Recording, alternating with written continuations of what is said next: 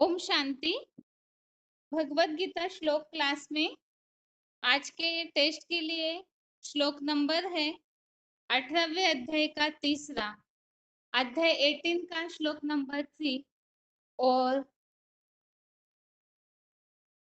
14वें अध्याय का 17वां श्लोक, अध्याय 17 का श्लोक नंबर, अध्याय 14 का श्लोक नंबर 17। और सबसे पहले श्लोक के लिए जो पॉइंट्स सुने हैं वो पॉइंट्स बताइए।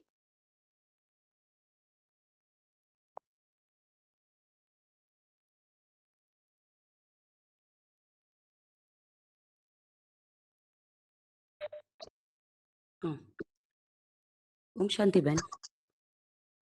हेलो। हाँ, वीसीडी। हेलो। बताइए माता हाँ जी, दीदी। बताइए। हाँ ठीक है 18 अध्याय का तीसरा नंबर का श्लोक, वीसीडी नंबर 68 है। नर निर्मित कर्मेंद्रिय का नारकीय कर्म महापाप जैसे त्यागने योग्य है। मतलब बाप कहते हैं कि कभी भी मूल पतिति मत बनो। क्या अभी उल्टा क्या ना उठाओ, ज्ञान उल्टा नहीं उठाओ। जितना नीचे गिरेंगे उतना ही ऊंचे उठेंगे। अगर अभी भी हम नीचे गिरते रहेंगे, एक बार माफ करेंगे पिताजी, 2 बार माफ करेंगे बाबा, पर हमेशा ही माफी थोड़ी मिलेगी। धर्मराज की सजाएं खाएंगे, और जितनी सजाएं खाएंगे उतना ही हमारा पद नीचे हो जाएगा। तो बाप कहते मुत पलिति मत बनो। मुत पलिति बनेंगे तो संभलना ही मुश्किल हो जाता है। विकार में जाने से हम मुत पलिति बनते हैं। और इसमें अंतर क्या है दोनों में? एक ही बात है, भ्रष्ट इंद्रियां हैं, उनसे शक्ति क्षीण हो जाए तो उससे क्या होगा? मुत पलिति हो गया ना। अगर शक्ति क्षीण नहीं होती तो उसे मुत पलित नहीं कहेंगे। शक्ति क्षीण हो गई तो मन तन धन संकल्प मात्र में भी अगर हमारे पतन का अनुभव करेंगे तो नीचे ही गिरते रहेंगे। अनुभव ना भी करेंगे तो उमंग उत्साह बिल्कुल ही कम हो जाएगा। इसलिए बाबा बोलते हैं सब चीजें पाप है। बाकी काम चिता में चलते रहते हैं। मतलब क्या होता है, कई लोग तन से तो बहुत पवित्र रहते हैं पर उनके संकल्प बहुत चलते रहते हैं पतित होने के। तो उसे क्या कहेंगे कि काम विकार में जलता रहता है। विषय सागर में गोता खाना, ये सब गंदा काम है। चाहे मन से तन से, काम माँ शत्रु है। और जब जब हमें काम विकार के संकल्प आते हैं तो संकल्प है बीज। मतलब हमारी बुद्धि में ये रहना चाहिए कि अगर हम अभी संकल्प करते हैं तो वो बीज कभी ना कभी फलीभूत होगा ही। इसलिए हमें ये वो संकल्पों का ही त्याग करना है। आगे पीछे वो संकल्प फलीभूत होता ही है। कभी भी इस तरह का ख्याल नहीं आना चाहिए। और ऐसे समझो कि यहाँ हम लोग ऐसे समझते हैं तो जो यहाँ आते हैं बैठते हैं ब्राह्मण परिवार में, उसे इन्हें को वीक बुद्धि में निकल जाती है, पर ऐसा नहीं होता। तो बाबा यही कहते हैं कि जो भी ये काम है महाशत्रु है, महापाप है। लोग संस्कृत में बता रही हूँ। त्याज्यम दोस्वतम इति एक कर्मम प्राहु मनीषिणम यज्ञ दान तपः कर्म न त्याज्यम इति चापरे। Hello hello. चलो चलो हाँ जी चलो माता जी। दीदी कुछ और बोलना है? यार आवाज ही नहीं आ रही। हेलो।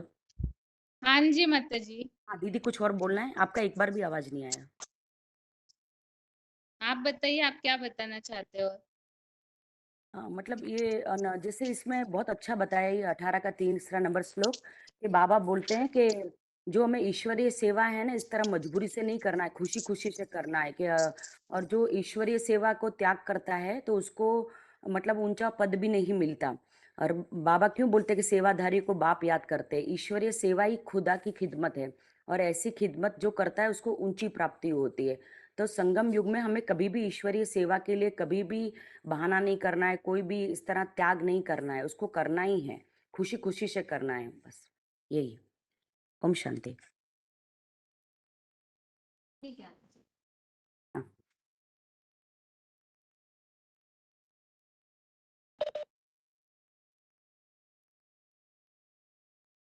आगे हेलो। बताइए माता जी। हेलो बहन जी, ओम शांति। श्लोक 3 है। त्याज्यम दोषो बत इति एके कर्म प्राहु मनीषिणः यज्ञ दान तपः कर्म न त्याज्यम इति च अपरे।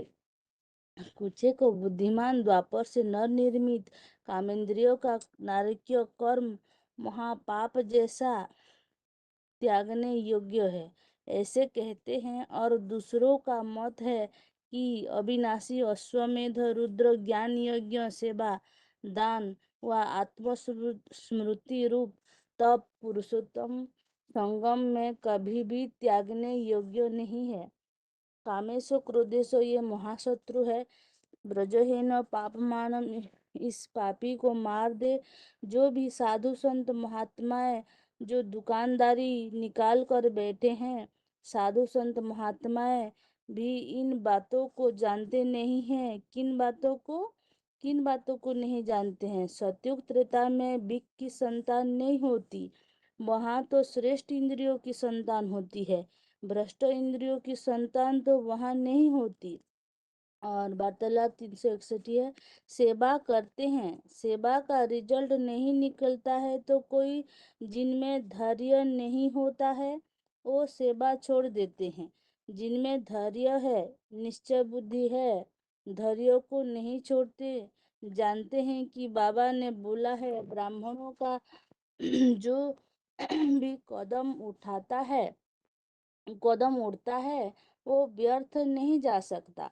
आज नहीं तो कल जो भी बीज बोया है उसका रिजल्ट जरूर निकलेगा। जो लगनशील होता है, आदि से अंत तक लगा रहता है, उस लगन का मीठा फल निकलता है।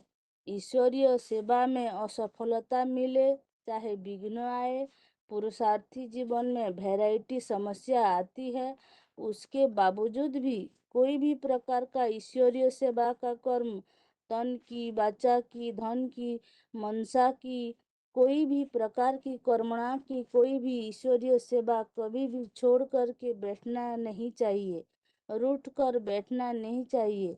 पुरुषोत्तम संगम में ये खास बताया, ये सब पुरुषार्थ नहीं छोड़ना चाहिए। बहन जी और बोलूं? हेलो, बताइए माता जी। नवनिर्मित ओम शांति बहन जी। हेलो, न बताऊं बहन जी? एक मिनट बोलिए माता जी, झांसी बेटा की माता जी बोलिए, आप क्यों रुक गए? नवनिर्मित कामेंद्रियों का नारकीय कर्म महापाप जैसा त्यागने योग्य है। काम महाशत्रु है। ये काम कटारी चलाते हैं जिससे सब पापात्मा बनते हैं जाते हैं। तो ये काम कटारी का जो दुख है, बड़ा दुख है। समझते हैं हम सुख भोगते हैं, लेकिन ये अल्पकाल का सुख है और सदाकाल के लिए आत्मा दुखी हो जाती है, शरीर भी क्षीण हो जाता है, आयु भी कम होती जाती है, तो पापात्मा बनते जाते हैं। आगे चल कर के तुमको ये बात समझने के लिए बड़े बड़े हल मिलेंगे, तुम बैठ कर के समझावेंगे। वास्तव में जो भगवान उबाच है, काम महाशत्रु है, पक्की बात है। इसे बड़ा शत्रु दुनिया में है ही नहीं। लोग क्या समझते हैं, ये आदमी है हमारा दुश्मन है, वो औरत हमारा दुश्मन है। लेकिन बाप क्या कहते हैं, कोई दुश्मन नहीं है तुम्हारा। आत्मा स्वयं ही अपना दुश्मन और अपनी मित्र कब बनती है? अभी जब भगवान बाप आते हैं तब भी 84 जन्मों के लिए हर आत्मा हमारी दुश्मन या मित्र बन जाए। श्रीमत के अनुकूल जब चलते हैं तो मित्र बनते हैं, मित्र बनाते हैं, और श्रीमत के बरखिलाफ चलते हैं तो फिर हमारे दुश्मन बन जाते हैं। सबसे बड़ी श्रीमत की बरखिलाफ क्या है? काम विकार का संकल्प करना, काम विकार की वाचा चलाना, काम विकार की कर्मेंद्रियों से अपना घात करना। समझो अपने किसी को अपना बड़े से बड़ा दुश्मन बना ही लिया। ऐसे नहीं कि 63 जन्मों ही दुश्मन बनते हैं। दुश्मन बनने का फाउंडेशन कहाँ पड़ता है? अभी संगम युग पर फाउंडेशन पड़ रहा है। कितने साल हो गए बाप को चिल्लाते चिल्लाते, काम महाशत्रु है। और गीता ग्रंथ में पढ़ते आए चले आए, काम महाशत्रु है। फिर भी बुद्धि में बैठता है। अगर बुद्धि में बैठता है तो प्रैक्टिकल जीवन में आता नहीं आता? आता है नहीं आता है? फिर बुद्धि माया घुमाई देती है। तो जैसे बाप ने शुरू में कहा है, तो जो कौरव संप्रदाय है ना, यादव संप्रदाय है, उनको जानते हो ना। कौरव संप्रदाय क्यों नाम रखा? कौओं की तरह काव काव बहुत करते हैं, लेकिन खाते गंध काम विकार को छोड़ नहीं सकते। इस बात को अम, इस बात को मानेंगे भी नहीं। किस बात को? जो भगवान ने बोला है काम महाशत्रु है। ओम शांति बहन जी। हेलो। ओम शांति बहन जी। बहन जी, हाँ जी। बहन जी, मैं पॉइंट्स दो ही लिख दिया अम्मा, ये 2 पॉइंट्स हो गया। अभी सार बताऊं थोड़ा? बताइए। हाँ, ओके बहन जी। इस श्लोक में त्याग की वास्तविक परिभाषा बताई गई है कि किसी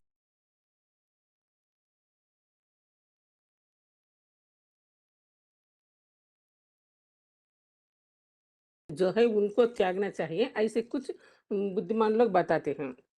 इसी प्रसंग में भगवत गीता के तीसरे अध्याय में भी श्लोक आया है ना, काम एष क्रोध एष रजोगुण समुद्भव महासनो महापात्मा विद्यानमहि वैरणम। मना अध्याय 3/40 to 43 में भी बताया गया है कि इस काम विकार रूपी शत्रु को कैसे मारना चाहिए, उसका युक्ति रास्ता बताया हुआ है इस श्लोक में।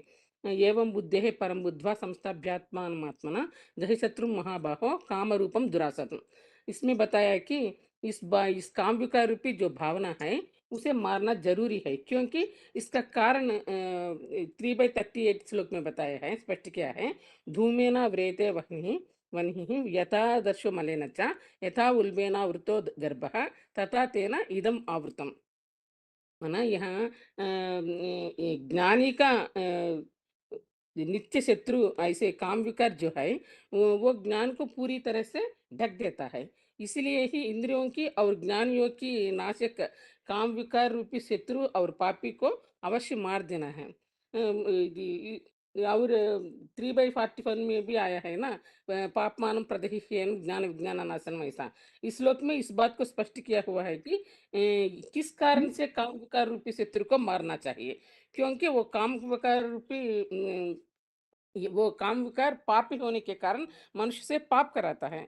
इसी कारण से मनुष्य मूढ़ बन जाते हैं और मूढ़ बनने के कारण अनिश्चय रूपी मृत्यु को पाते हैं। 2 का 60 to 63 में बताया है ना,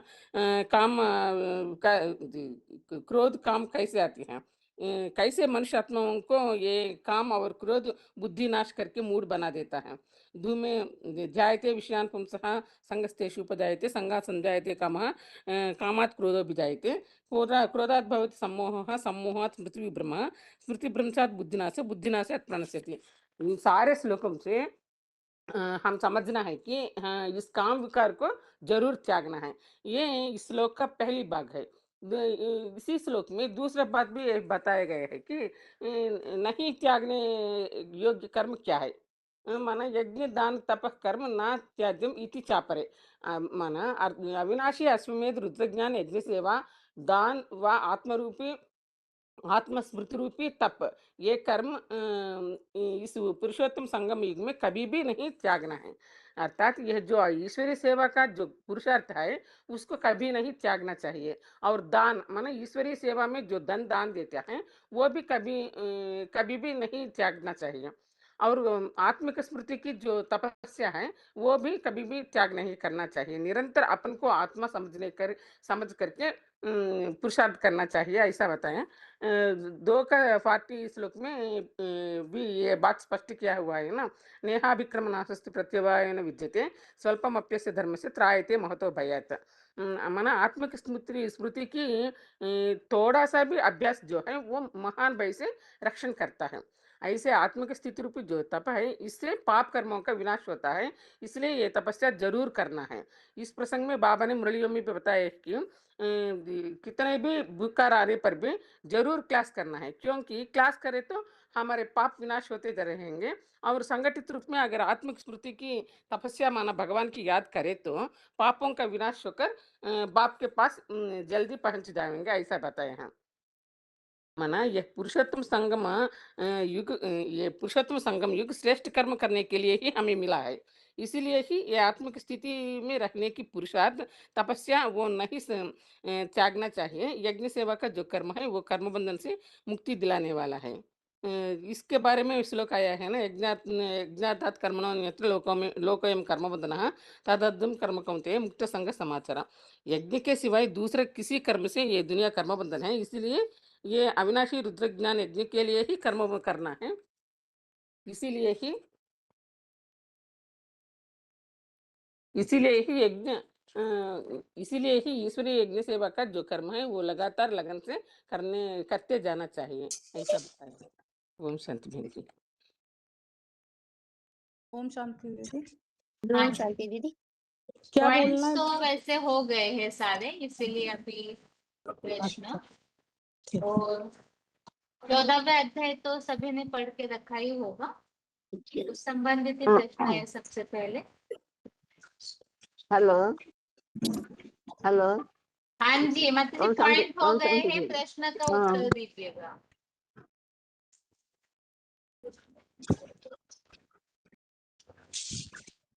हेलो ओम शांति। हाँ जी मतलब 2-4 फोन अनम्यूट है।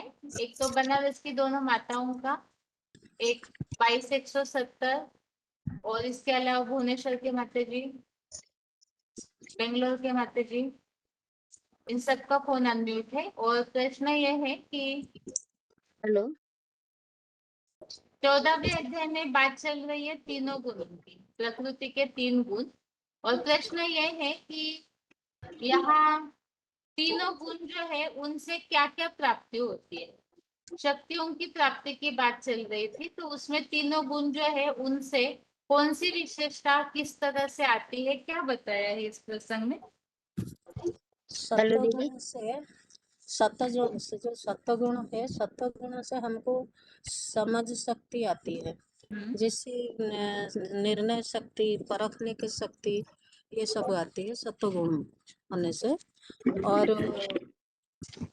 रजोगुण से जैसे लोभ और लोभ, लालच, लालसा, लोलुपता ऐसे उत्पन्न होता है।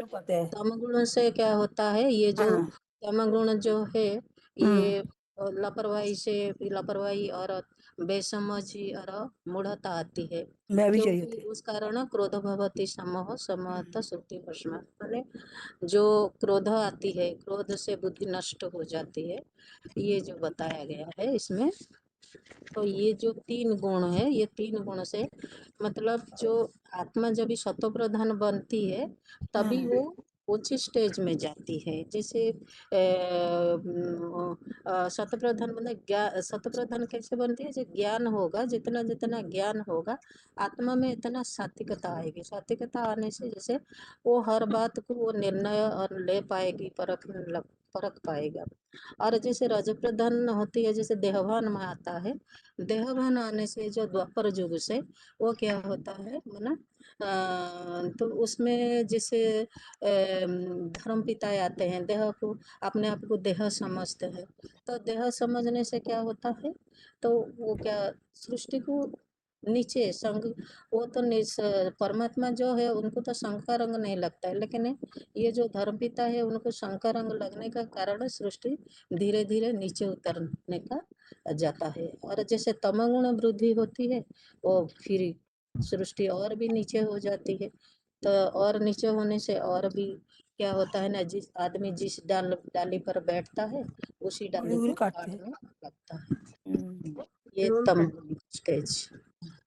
तामसी बुद्धि से हेलो। मृत्यु हेलो दीदी। तामसी बुद्धि हाँ जो होते जी हैं, बताओ। तामसी हाँ जी। बुद्धि जो होते हैं, बोलना है तामसी बुद्धि जो होता है तो माने मूलतः उत्पन्न होता है। ये तो दुनिया में कब्रिस्तान दाखिल हो जाती है, तो कब्रिस्तान कहते हैं तो क्या, तो सूर्य छोड़ जाते हैं ना, वही तो कब्रिस्तान होता है, तो मिट्टी में दबाते हैं। और आत्मा तो कभी तो मरते नहीं है, तो वास्तव में तो आत्मा के जन्म चक्र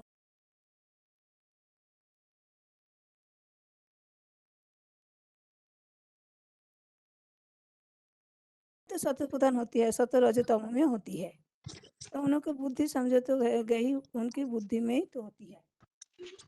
मुसलमानों तो दबाते हैं, वो कहते कब्र दखील कहते हैं। और मनन चिंतन मंथन नहीं चलता है तो क्या होते हैं, तो बुद्धि तो क्या होता है, मोही नहीं होना है। तो क्या होते हैं ब्रह्मा में आकर जो परमात्मा ज्ञान सुनाते हैं, वो परमात्मा तो ज्ञान के बुद्धि से चलने लग पड़ती है और बुद्धि टीका होती बनती है। शांति। बोलिए क्या माता जी, बोलिए। हाँ दीदी, ओम शांति। तो जब सतो प्रधान आत्मा होती है तो सात्विक गुण बढ़ता है ना। तो कलयुग के अंत में जो सात्विक गुण बढ़ने के लिए जो बाबा की याद और योग और ज्ञान की पराकाष्ठा से अपने सात्विक गुण बढ़ाते हैं। तो और संगम युग में ही उन्होंने जो शूटिंग में ही पुरुषोत्तम को जानने वाले होते हैं। तो वो अपना सात्विक वो बढ़ने से ही उनका बुद्धि भी वो स्वर्गीय लोक में जाकर जन्म लेते हैं। जो रजो प्रधान होते हैं वो तो देहभान में आते हैं। तो देहभान में आकर काम करो ये सभी उनमें विकारी आते हैं। तो इससे वो दुखी और अशांति बन जाते हैं। तो द्वापर युग में ही जाकर जन्म लेते हैं। जो तामसी वो होते हैं वो तो तामसी से पैदा हो तमोगुण से वो अज्ञान अंधकार में आकर और भ्रष्टाचार में जाते हैं। तो बुद्धि भी उनकी बेसमझ होती है और राक्षसी में जाकर पैदा लेते हैं, जन्म लेते हैं। तो जो सात्विक गुण वाले होते हैं उनको समझ होता है, परखने की शक्ति भी उनको होती है। जो रजोगुण वाले जो होते हैं वो तमोगुण होता है। तो देहभान में आकर काम विकार में आकर उनका जो बुद्धि में जो स्मृति होता है वो भी नष्ट होता है। और बुद्धि नष्ट होने से बाप की याद भी जास्ती नहीं होते। तो वो विकार में ही जाते हैं। तो सुख और अशांति, दुख और अशांति बढ़ती है। जो तामसी जो होते हैं वो तो बेसमझ होते हैं, क्योंकि वो भ्रष्टाचार ही पैदा होने से वो तमोगुण में आते हैं। तो अज्ञान अंधकार में आकर उसी में लगाव रहता है। तो मूड बन जाता है, वो राक्षसी स्वभाव में जाकर जन्म लेते हैं। और जो सत्व गुण वाले होते हैं वो तो यज्ञ सेवा भी कर्मफल के इच्छुक नहीं करते हैं, सेवा भी करते हैं। और उनका आहार भी सात्विकता होती है। आयु बल शक्ति बढ़ने का भी उनमें ताकत होती है। जो रजोगुण वाले होते हैं तो खट्टा मीठा खटवा से भी खाते हैं। तो उनको रोग और दुखी पैदा होता है। और तामसिक गुण वाले जो तो बासी जूठा ये सब खाना खाते हैं, उसी से उनका गुण भी नीचे गिरते जाता है। तो बेसमझ से वो क्या करना है क्या नहीं करना उन्हें समझ में नहीं आता। ऐसे तामसिक गुण वाले होते हैं दीदी। ओम शांति। ओम शांति। हाँ जी। दीदी दीदी ओम शांति। सत्वगुण के लिए बता रहे हैं। तो सत्वगुण के लिए बताया है कि जब सच्ची गीता एडवांस ज्ञान का प्रकाश मंथन के द्वारा उत्पन्न होता है तो पुरुषोत्तम संगम युग में मतलब ये समझ में आता है कि सत्वगुण विशेष बढ़ा हुआ है और सभी जो गंध छोड़ने वाले द्वार हैं उससे वो ज्ञान प्रकाश निकलने लगता है। और ये जो बोलते हैं कि जब सत्वगुण बढ़ता है तो ये आत्मा को सुखासक्ति में बांधता है और ये सुखासक्ति में बांधता है। और ये सत्वगुण के अधिक बढ़ने पर जब बोलते हैं कि महामृत्यु के समय प्रलयकालीन महामृत्यु के समय भी पुरुषोत्तम संगम युग में आत्मा जो है निर्मल लोगों को जानने वाली देवताई पीढ़ियों को ही पाता है। वो फिर से मतलब ये आसुरी या राक्षसी इस दुनिया में नहीं आते हैं। सत्वगुण का यही महत्व है। और रजोगुण और तमोगुण के लिए भी बताऊं दीदी। बोलिए। ये रजोगुण का है कि ये द्वापर युग में रजोगुण उत्पन्न होता है तो इसमें मतलब कर्मों में लगाव बढ़ जाता है और लोभ उत्पन्न होता है। और ये कर्म मतलब कर्मेंद्रियों से कर्म करते हैं उस समय वो काम विकार में मतलब ज्यादा उनको बढ़ावा देते हैं। और ये जो है इस समय जो भी आत्मा देह त्यागती है तो वो ऐसी ही कला कलिजुगी कलेसी होते हैं, ये मूर्ति कलिजुग में मतलब होते हैं। कलियुगी सृष्टि में ही कलिजुगी फिर तो से व्यभिचारी होते राक्षसों हैं। में पैदा होती है। और ये है तामसी। तामसी जो है कि ये सत्व रजोगुण को दबाकर ये तामसी गुण उत्पन्न होता है। तो इसमें ये लापरवाही बेसमझी लिखना और नहीं है, व्यभिचार और सतप्रधान है, मूर्ता, तमोप्रधान नहीं है। ये ऐसे मतलब इस समय ये, और क्रोधात भवति सम्मोह, मतलब क्रोध आता है, क्रोध से ही मूर्ता आती है, तो ये है तमोगुण के अधिक बढ़ने के ये सब लक्षण है। ये तो शांति। कलिजुगी व्यभिचारी है, ये तो तमोगुण है, व्यभिचारी से ही तो पैदा होती है ना, ये तो बुद्धि विज्ञान तो नहीं होती है। हॉल 537। हाँ ओम शांति दीदी। सतोगुण से अच्छा जी, ये बताइए, हो गया, रिपीट रिपीट है तो पूरा क्लास तो उसी में वेस्ट हो जाएगा। जो बताइए दीदी। प्रश्न अगला पूछते हैं, हाँ सत्वगुण धारण करने से क्या क्या फायदे हैं और सत्वगुण कैसे धारण करना है। श्लोक बताना होगा आपको, और उसमें क्या बात बताई है वो बताना है। सत्वगुण कैसे धारण करना है और सत्वगुण के फायदे क्या क्या बताए हुए 14वें अध्याय में। दीदी सत्वगुण से बहन जी, एक सत्वगुण से मिनट माता जी, भुवनेश्वर क्या देख रहे हो। हॉल 537 माता जी, आप बोलिए। सतोगुण में हम 14 में 9 बताया है। सत्व सुखे सजयंती रजः कर्मणि भारत ज्ञानम आवृत्ते तो तमः प्रमादे सजयति उत।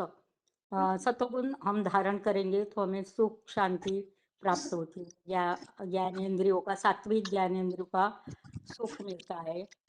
और जब सतोगुण ऊपर आता है तो रज और तमो दब जाते हैं। द्वापर के आगे से रजो तमो उत्पन्न ऊपर आ जाते हैं तो सतोगुण दब जाता है। और सतोगुण से तो हमें स्वर्ग की प्राप्ति होती है। और सतोगुण में हमें सतोगुण से सात्विकता आती है और ज्ञान प्राप्त होता है। मेन बाबा जो ज्ञान देते हैं तो हमें सतोगुण कि सतोगुण से हमें विशेष नई दुनिया की प्राप्ति होती है। सतयुग त्रेता में हमें सुख के स्वर्ग में जाते हैं। दीदी 24/5/68 बताओ दीदी। बताइए। हाँ ओम शांति।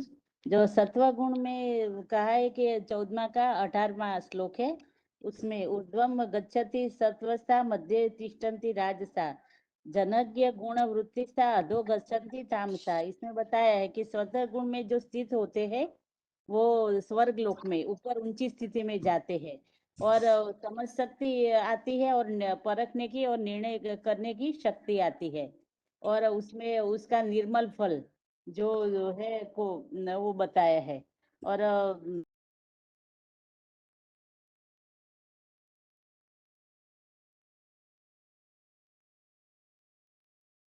कर्मों का सात्विक फल प्राप्त होता है।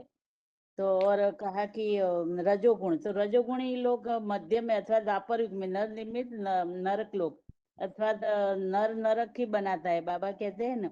तो ये इसमें देहभान बढ़ने से काम विकार 5 विकार आते हैं, उसमें काम विकार की ज्यादा प्राधान्यता होती है। तो मनुष्य जैसे कि मूड बुद्धि बन जाता है। और इसमें बताया तामसी लोग तो अधोगति में जाते हैं, वो रव रव नरक की असह्य यातनाओं को भोगते हैं। तो उसमें तो बाबा ने उदाहरण दिए हैं, वो रसिया का उदाहरण दिया है कि रसिया में तो ऐसे नियम ऐसे कायदे कानून ही ऐसे बने हैं कि जैसे कि बच्चा जन्म लेने से पहले ही माँ को वहां डाल देते हैं और शिशु घर में से बच्चे को उठाकर पढ़ने को डालते हैं और पढ़ाई पढ़ने के बाद देश सेवा में डालते हैं। और उसके बाद तो जो बच्चा बड़ा होता है उसकी माँ कौन है उसकी बहन कौन है उसको पता ही नहीं चलता।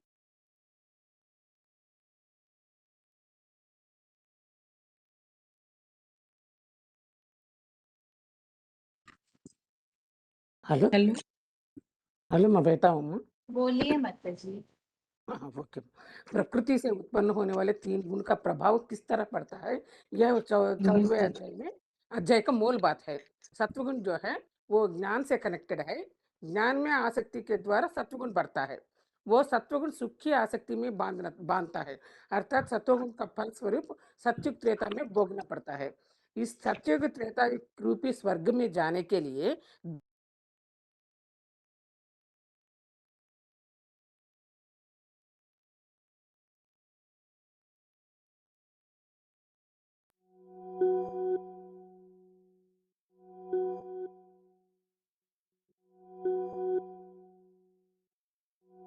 सत्वगुण बढ़ता है या सत्वगुण के लिए फिर क्या प्राप्ति होती है सत्वगुण से, इसके लिए 14 का 14वां श्लोक है। यदा सत्वते प्रवृद्धे तु प्रलयम याति देवव्रता तथा उत्तम विदा लोकान अम्लान प्रतिपद्यते। मतलब इसमें ये है कि सत्वगुण बढ़ने से जब कल्पांत काल में भी जो ब्रह्मा जैसे ब्राह्मण हम बनते हैं तो उससे सत्वगुण से हमें समझ शक्ति आती है, हमें बुद्धि ज्ञान आता है, और ज्ञान से हमारा जब सत्वगुण बढ़ता है, सत्वगुण बढ़ने से फिर हम स्वर्गीय लोकों में ही जन्म लेते हैं। महामृत्यु के बाद भी हम कहा जाते हैं, प्रलयकालीन महामृत्यु जब होती है उसके बाद भी हम सत्वगुण मतलब सतयुग में ही जाते हैं। सतयुग क्या, जो अभी संगम युग पे जो इसमें बताया ना, पुरुषोत्तम संगम युग में ही पुरुषोत्तम को जानने वाले के निर्मल स्वर्गीय लोकों में जानते। तो जो पुरुषोत्तम संगम युग पे वैकुंठ बनता है ना, स्वर्ग बनता है, उसमें ही जाते हैं वो। मतलब सत्वगुण बढ़ने की ये है। जैसे सत्वगुण आता भी कैसे है, सत्वगुण तो आता है ज्ञान से। ज्ञान कौन सा, ज्ञान प्रकाश कौन सा, मैं आत्मा ज्योति बिंदु। तो इसका ज्ञान होने से जब मतलब इसका ज्ञान होता है, तो जब ज्ञान का प्रकाश बढ़ता है, मतलब मनन चिंतन मंथन करते जाते हैं, तो वो प्रकाश बढ़ने से सत्वगुण आता है। सत्वगुण से जो है जो ब्राह्मण आत्मा है, जो अभी जो ब्रह्मा मुखवंशाली बनी है, तो वो जो ज्ञान ले रही हैं, तो वही आत्माएं फिर सत्व प्रधान बनती हैं। वो प्रलय काल में महामृत्यु में भी तो वो स्वर्गीय लोक में ही जन्म लेती हैं। और जो उनका ज्ञान प्रकाश क्योंकि बढ़ा हुआ होता है योग के द्वारा, जैसे अपने पाप कर्मों को वो पूरी तरह से भस्म कर लेती हैं। और ये ईश्वरी सेवा के द्वारा भी, जैसे बाबा बताते हैं ना कि सेवा करने से भी पाप भस्म होते हैं, तो ईश्वरी सेवा के द्वारा अपने पाप कर्मों को भस्म करते हैं और ज्ञान के योग के द्वारा भी पाप कर्म विनाश कर लेते हैं। तो वो स्वर्ग में ही जाते हैं। जो स्वर्गीय अपना अपना वाइब्रेशन ज्योति बिंदु आत्मा का बना लेते हैं, स्वस्थिति में चले जाते हैं। तो वो ऐसा वाइब्रेशन बनने से फिर वो आत्मा सतयुग में देवता बन के जन्म लेती है, और विनाश के टाइम पर भी वो जो पुरुषोत्तम संगम युग में स्वर्ग बनता है, वैकुंठ बनता है, उसमें जाती है। ओम शांति बहन जी, हाँ इसमें जी। 14 अध्याय का 6 में बताया तत्र सत्व निर्मल तत्व प्रकाशम मानामयम सुख संज्ञ न बंधाति ज्ञान संज्ञा न च अनघ। मना जब ही आत्मा में ज्ञान आ जाता है, जैसे बोलते हैं ना, बोलते हैं बिन बैराग विवेक ना होए। मना जैसे आत्मा में जब ज्ञान आ जाती है, तभी उसको सत्य और असत्य का पहचान हो जाती है। और जब सत्य असत्य का पहचान हो जाती है, फिर वो सत्य का साथ देता है। भले उसको दुनिया कलंक लगाए या ग्लानि करे, तभी भी वो सही रास्ता में जाता है।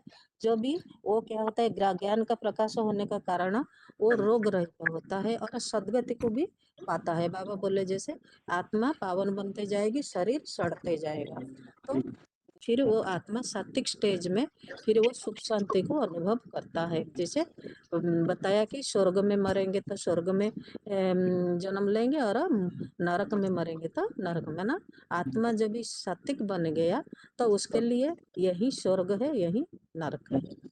ओम हाँ शांति। जी दीदी, ओम शांति। 14 की 11 में बताया हुआ दीदी, सर्वदारेषु देहि यस्मिन् प्रकाशः उपजायते ज्ञानं यदा तदा विद्यात् विद्विदं सतति उत। मैंने जब इस गंध छोड़ने वाली देख के सभी इंद्रियों द्वारा से जो सच्ची गीता एडवांस के ज्ञान प्रकाश का मंथन द्वारा उत्पन्न होता है, तब अवश्य ही पुरुषोत्तम संगम युग की शूटिंग में ब्रह्मा वत्सों की सत्य की नई दुनिया अर्थ सत्व गुण विशेष बढ़ा हुआ ऐसा जानते हैं। मैंने सत्य जब हमारा विशेष गुण जगता है, तब हमारे अंदर सत्व प्रधानता और मतलब जैसे कहते हैं ना कि ब्राह्मणों की दुनिया में जो नई दुनिया है उसके अंदर हमारा जन्म हो जाता है। ओम शांति। ये 14 नायते बोलते हैं ना, जो सत्य सुखम सज्जति रजो कर्माणि भारत ज्ञानो अमृत तमो प्रवादे सज्जते होता बोलते हैं ना। तो बोलते थे रजोगुण जो होते हैं तो भ्रष्ट कर्मेंद्रियों के कर्मों के देह कर्म करते द्वारा लगते हैं, तो क्या होते हैं, तो हाँ बोलते हैं सत्य तो आत्मा समझाते हैं, देह समझाते नहीं, तो वो विकार नहीं होती है। तो सब देह समझने दापुर जुग से विकार आती है, तो विकार पैदा होगा तो क्या होता है, तो अपने देह रूप से में देखेंगे तो देह रूप में देखेंगे तो आकर्षण पैदा होता है, काम भी करके तो पैदा होता है। तो दापुर युग में तो समझने की भूल हो जाती है। से बोलते हैं तो देह के सुख भोगते भोगते क्या होते हैं, अपना के देह समझने लग पड़ते हैं, तो दापुर से माने आत्मिक स्थिति भूल जाती है। तो ये 5 विकल्प पर प्रवेश हो जाते हैं, वही बोल पाते हैं। और शांति दीदी, और शांति दीदी, हाँ 14 जी। का क्वेरी बताइए। हम्म गुणान एतान गुण 14 का क्वेरी दीदी। गुणान एतान अतीत्य तीन देही देह समुद्भन जन्म मृत्यु जरा दुख विमुक्त अमृत अश्रुते। अर्थात सबको जो ज्ञान बाबा का भगवान का श्रीमत में चलते हैं, काम क्रोध ये सब पैदा होता है, ये दूर करते हैं। जो मृत्यु जन्म जन्मांतर पाप को जो भगवान को श्रीमत में चलकर खत्म करता है, ये अच्छी तरह मुक्त हुआ ना। दैवी कलातीत कलाबद्ध के जो 21 पीढ़ी उद्धार करता है, ऐसे अमर पद को भोगता है। दीदी ओम शांति। हाँ 14 जी। का 2 में बताया शांति। है दीदी, इदम ज्ञान उपाश्रितम मम सार्धम आगताः सर्गे अपि न उपजायन्ते प्रलयेन व्यथन्ति च। माना जो सत्व गुण है वो ज्ञान के आधार पर होता है, ज्ञान का आश्रय लेने पर। जैसे जो इस दुखी संसार में उत्पन्न नहीं होते हैं, सती त्रेता युग में ही जाएंगे, और वो जब विनाशकाली समय आएगा तो व्यथित नहीं होंगे। और इसके लिए बताया गया खुदा के बंदे मौज में रहेंगे। बाबा ने उसमें ये भी बताया गया योगक्षेमम वहाम्यहम्। इसके अलावा सत्व रजतम ये जो गुण है, इसमें जो सत्व गुण है ये ज्ञान के प्रकाश से आता है, और ज्ञान के मनन चिंतन मंथन से आता है, जो कि बताया गया है इसमें कि इंद्रियों के इंद्रियां जो होती हैं वो तो अज्ञान में लेके चली जाती हैं, लेकिन जो ज्ञान होता है वो उससे जो होता है ना, वो मतलब वो हमको सात्विक रीति से बांधता है। तो इसलिए यहाँ पर 14 के 6 में भी बताया गया है कि उस यदि ज्ञान के प्रकाश में रहेंगे, मनन चिंतन मंथन में रहेंगे, तो दुनिया जितनी भी ग्लानि करती रहे, कुछ भी करती रहे, कुछ उनको फर्क नहीं पड़ेगा। ज्ञान की आसक्ति ही उनको सुख से बांधती है, जो कि उनको स्वर्ग में लेके जाती है। ओम शांति दीदी। ओम शांति बहन जी 979। हाँ जी। ये गुण 14 15 तो আছে রজনীর দ্বারা। सत्वगुण आसक्ति द्वारा आदिदेव को सुखासक्ति से बंधित है। ज्ञान की ऐसा पराकाष्ठा हो जाती है, लक्ष्मी नारायण आत्मा वाला जो है उनको कोई दुख नहीं दे सकता है। आत्मा हल्की अनुभव करेगी तो ज्ञान की पराकाष्ठा के द्वारा ही सुख की प्राप्ति होती है। और ऐसे तरह से ज्ञान के द्वारा ही कितना या ज्ञान कलंक लगती है, वो आत्मा निर्मल है, ज्ञान के प्रकाश से भरपूरी है।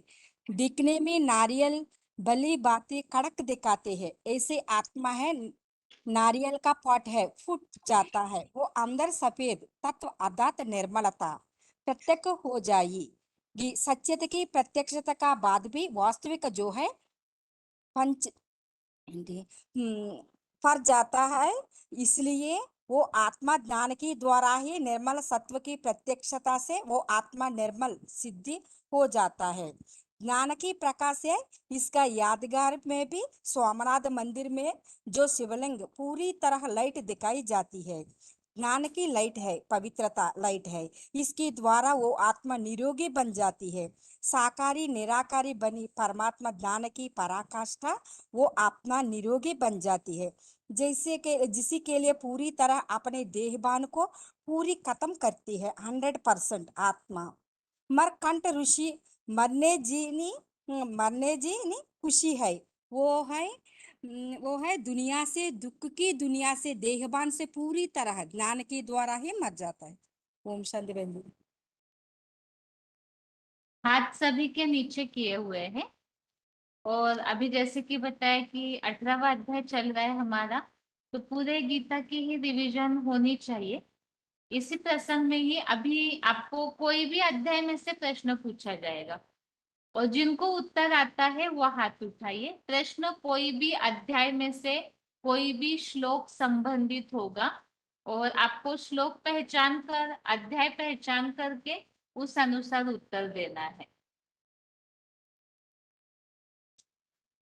सबसे पहला प्रसंग तो यही है कि हमारी स्वयं की पहचान और खास करके अपने स्व पुरुषार्थ के लिए हमें क्या करना चाहिए इस प्रसंग में है। और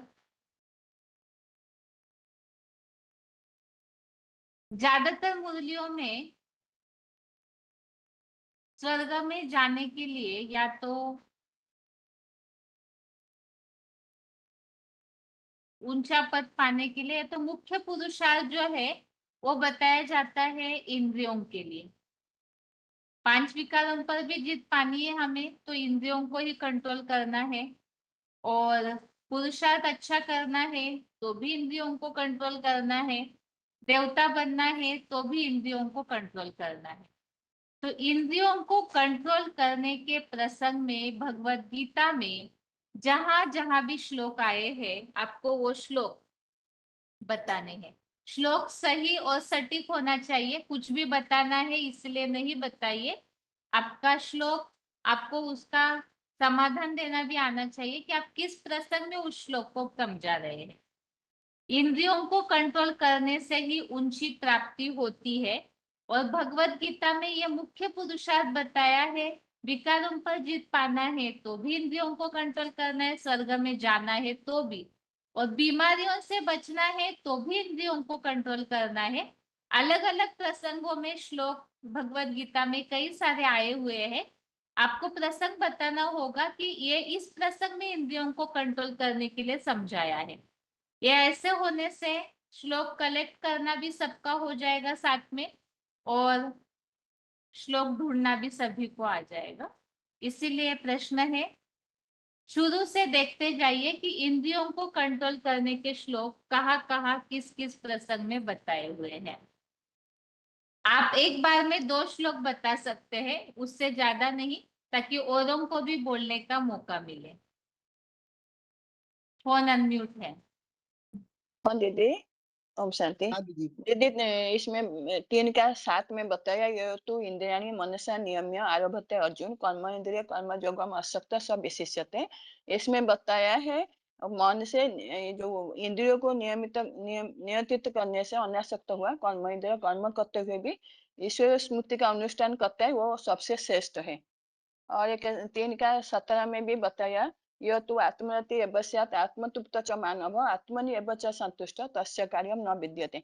जो आत्मा ही संतुष्ट है उसके लिए कोई कार्य नहीं नहीं रहता। वो सत्यजुगी देवात्मा का लक्षण बताया है दीदी। हाँ दीदी, मैं बोल रहा हूँ। हेलो। ये बोली। हाँ जी, हाँ फोन दीदी, अनम्यूट इसमें हुआ मैं है। ये बता रहा हूँ, विहाय कामान्य सर्वान श्लोक नंबर भी तो को। बताना है ना, ताकि सभी को हाँ, देखने में श्लोक नंबर सुविधा है, हो। दूसरे अध्याय का 71वां श्लोक है। विहाय कामान्य सर्वान पुमान चरति निष्प्रह निर्ममो निरहंकार स शांतिम गच्छति। क्या परम शांति की जो नैष्ठिक परम शांति की प्राप्ति के लिए ये बताया गया है, और इसके लिए जो रास्ता बताया गया इसमें है कि इंद्रियों को कंट्रोल हाँ करने की हाँ बात हाँ, के मैं लिए क्या बता रहा हूँ ना शब्द आए? दीदी, मैं बता रहा हूँ। तो वो जो श्रीमत विहीन जो है, जो सांसारिक जो भोग कामनाएं, भौतिक कामनाएं, उनको यहीं छोड़कर जाना है। और किसी भी प्रकार की इच्छा नहीं, इच्छा नहीं, लालसा नहीं, ममता ही, जो निरहंकारी भाव जो है, जिसके भाव जिसमें विशेषता जो बताएगा कि वो निर्मोही अगर बन जाता है, इंद्रियों को कंट्रोल करेगा तो निर्मोही बनेगा ही बनेगा। और उससे ही वो परम शांति को, परम ब्रह्म की शांति को पा लेता है। ये एक इसका मूल भाव है। और इसी प्रकार से दीदी बताएगा कि कैसे गड़बड़ हो जाती है जो इंद्रियां हैं, वो इंद्रिया ही, ये दूसरे अध्याय का 67 में बताया है कि इंद्रियाणाम ही चरताम यत मनो अनुविद्यते तत् अस्य हरन्ति प्रज्ञा वायु नावमी वाभ्यसी। और उस जो जिसकी भी इंद्रियों पर कंट्रोल नहीं रहता है ना, तो वो उसकी बुद्धि जो है बेलगाम घोड़े की तरह भागती रहती है। तो इसलिए इंद्रियों को कंट्रोल करना चाहिए। जी ओम शांति।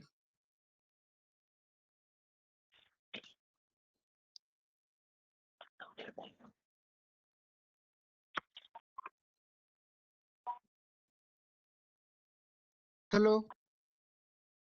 आगे बताइए। और भी फोन अनम्यूट है, बोलते जाइए, टाइम बच जाएगा इससे। प्रश्न तो बता के रखा है, जिनका भी अनम्यूट है रोल नंबर बताइए और अपना उत्तर बताते जाइए।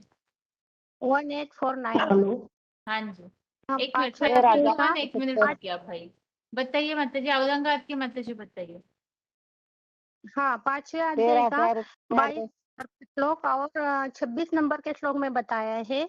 22 नंबर के श्लोक में बताया है, कर्मेंद्रियों का जो विषय भोग है उसमें उत्पन्न जो होते हैं उसमें बुद्धिमान लोग भ्रष्ट इंद्रियों के विषय में रमण करते हैं। और 26 नंबर के श्लोक में भी बताया है, काम और क्रोध से रहित जो मन बुद्धि को संयम करते हैं वो आत्म ज्योति बिंदु को ज्योति में जाकर के विष्णु लोक के स्वर्ग की प्राप्ति करते हैं।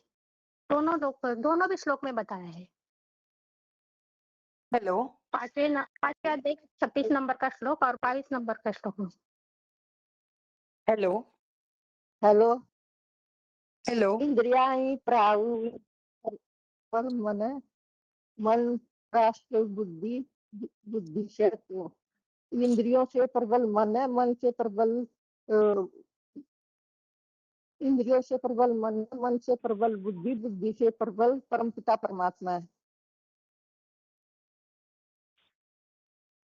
इंद्रियों को कंट्रोल करने का प्रसंग पूछा है, तो अपना उत्तर सटीक दीजिए। ओम शांति दीदी। हाँ सतनाम जी। 22,707। हाँ जी। 3 का 34 है कि इंद्रियों का राग और देश इंद्रियों के विषय में होता है, उन दोनों को वश में न आए क्योंकि ये दोनों ही इसके शत्रु हैं। 3 का 34। हाँ जी। और हाँ जी, बोलिए माता जी। हाँ, अध्याय 2 में इंद्रियों के बस करने के लिए जो मनोबुद्धि के ऊपर तो बोल सकते हैं। पहले मन की तो मोटे कंट्रोलिंग तौर के पे बारे जो में बिल्कुल स्पष्ट आ रहा है इंद्रियों की बात, उसे बताइए।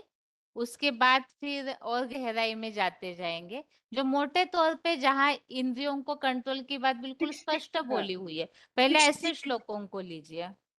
तस्मादस्य महाबाहो निगृहातानि सर्वशः इंद्रियाणि इंद्रिया। श्लोक नंबर अपना पहले बताइए ताकि जो भी लोग देख रहे हैं उन्हें देखने में सुविधा हो। 2 का 68 है। तस्मादस्य महाबाहो निगृहीतानि सर्वशः इंद्रियाणि इंद्रियाभ्यार्थे तस्य प्रज्ञा प्रतिष्ठिता। 5321 बताइए, क्या बता रहे थे आप? 2 का 64 में आया है, राग द्वेष वियुक्त विषयान इंद्रिय चरण आत्म वैश्य विद्यात्मा अर्थात अधिगच्छति। अर्थात राग द्वेष विहीन हम शासित मन वाला जो है वो आत्मा के वशीभूत इंद्रिय से भोगते हुए भी प्रसन्नता को प्राप्त करता है, बंधन में नहीं आता। और जो मन बुद्धि के लिए बात आया है कि जो मन को कंट्रोलिंग का श्लोक है, जो चंचल मन कृष्ण पवंती भव तस्य हम निग्रह मन ने वायु निवास दुष्कर्म। अर्जुन पूछ रहे हैं कि मन चंचल है, वायु के समान कि रोकना अति कठिन है, तो उसको भगवान उत्तर दे रहे हैं असंशय महाबाहो मन निग्रह चलम अभ्यास कौनते और वैराग्य अर्थात ये मन को पुरानी दुनिया से वैराग्य और आत्मा स्मृति का अभ्यास द्वारा ही एकाग्र किया जाता है। ये मन के लिए है। और ऐसे बुद्धि के लिए कंट्रोलिंग का जो श्लोक है वो 6 अध्याय का 24, 25 नंबर 25-26 नंबर श्लोक है। शनै शनै उपरमिति बुद्ध्या भूति गृहीतया आत्मस्थम मन कृत्वा मन न कंचित अपि चिंतयेत्। अर्थात जो धीरे धीरे मन को धैर्य वाली बुद्धि द्वारा उपराम हो जाए,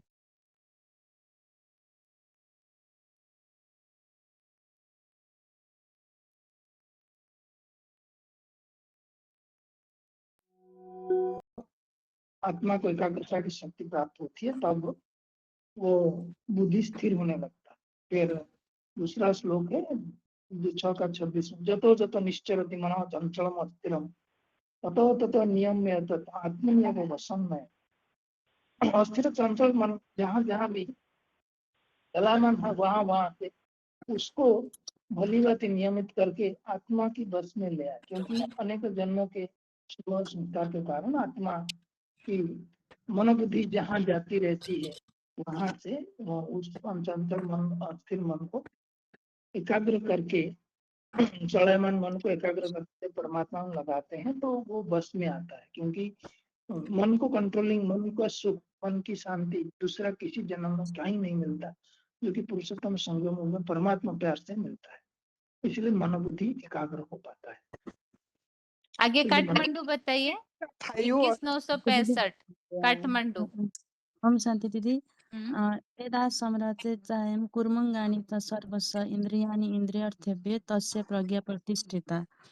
जसरी कछुआ के अंग को तरह मन के संकल्प सहित श्रेष्ठ भ्रष्ट 10 इंद्रिय को इंद्रिय रूप रस गंध आदि विषय भोग से निरंतर संपूर्ण खींच लेता है, तब ही योगी बुद्धि अर्थात आप स्थिर हो जाता है। ओम शांति दी, ये भी है ना? हाँ जी। हाँ हेलो आगे दीदी। बताइए। हाँ जी।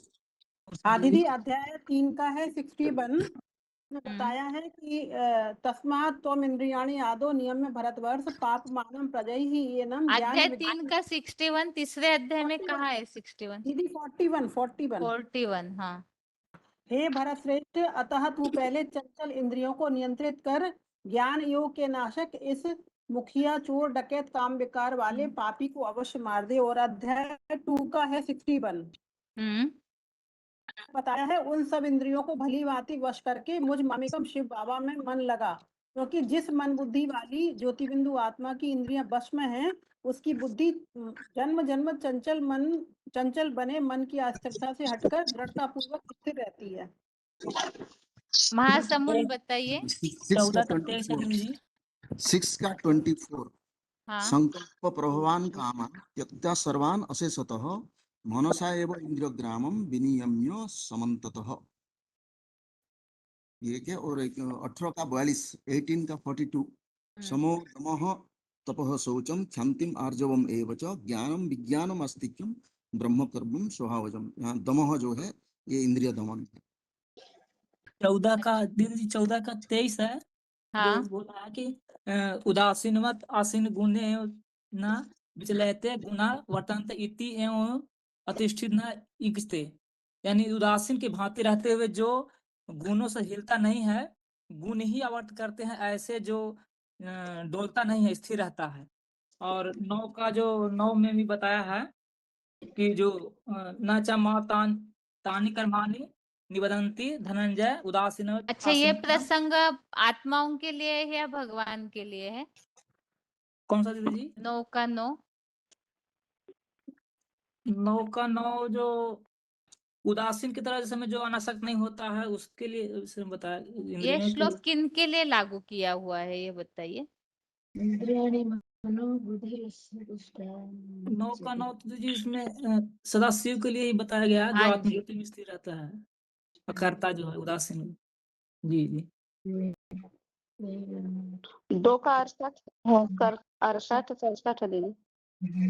जो मन विचरण करते हुए इंद्रियों का अनुसरण करता है वह वायु द्वारा पानी में नाव की तरह बुद्धि को हर लेता है। जिसका मन इंद्रियों में विचरण करता है उसकी बुद्धि को हर लेता है। और 68 है कि जिसकी इंद्रियों को भोग सब प्रकार से रोक ले गई है उसकी बुद्धि भली भांति स्थिर हो जाती है।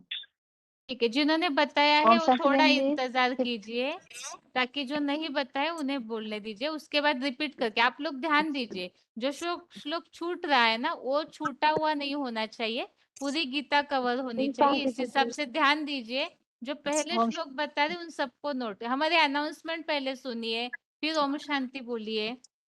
जिनको भी अभी जो भी श्लोक नहीं बताए हैं, फोन अनम्यूट रखा हुआ है और बताया नहीं है, वो सभी बताते जाइए। और जिनका पहले से अनम्यूट है, बता चुके हैं, वो ध्यान दीजिए। वो जो श्लोक छूट रहा है उसे कवर करने की कोशिश कीजिए, ताकि पूरी गीता रिवाइज हो जाए एक ही क्लास में। छोटे फोन से जिनका भी अनम्यूट किया है वो बताइए। आगरा के माता जी 12,215 बोलिए। हाँ बाबा, इसमें आया दीदी 3 के 7 में के हे अर्जुन 3 का 7 हो चुका है। अच्छा, वो भी हो गया है। 2 का 68 हो गया। इसलिए जिसकी इंद्रियां हो भोगों से गया, मन वचन 2 का 68 हो गया है माता जी। हाँ, तो दीदी अभी अपना रोल ढूंढती हूँ। नंबर बताइए, 6 का 25 बोलने वाले। हाँ जी। श्लोक याद है समय समय ऊपर जो आत्मसंस्थम न चिंतित अति चिंतित। ये बताया ना धीरे धीरे एक बुद्धि को ग्रहण करने वाली उपराम हो जाए और मन को बिंदु रूप आत्मा में स्थित करके अपनी विभूति के बीच में किया जैसे बिंदु को कुछ और चिंतन ना करे। अच्छा 12 क्या माता जी 58 कौन सा हो गया? 58 हो गया दूसरे अध्याय का। और 61 में 62 और तो बताऊं 61 में बताया सब इंद्रियों को पूरा वश करके मेरे आश्रित हुए मुझे मन लगा क्योंकि जिसकी इंद्रिया वश में है उसको बुद्धि मतलब बुद्धि दृढ़पूर्वक स्थिर होता है। बुद्धि स्थिर होने के लिए इंद्रियों को कंट्रोल करना वश में रहने के लिए बोला उसमें। और 61 में बोला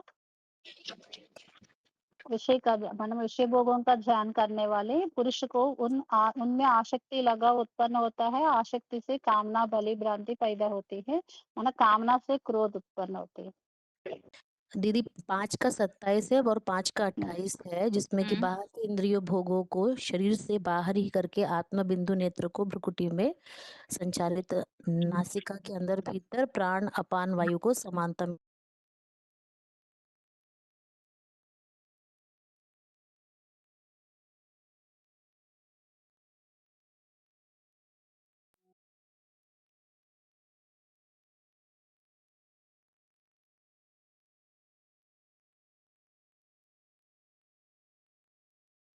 अडोल रखते हुए नासिकाग्र में संपूर्ण खुली आंखों द्वारा दिशाओं को ना देखता हुआ प्रशांत चित्त निर्भय ब्रह्मचर्य में स्थित हुआ मन एकाग्र करके मेरे में चित्त सहित आश्रित हुआ।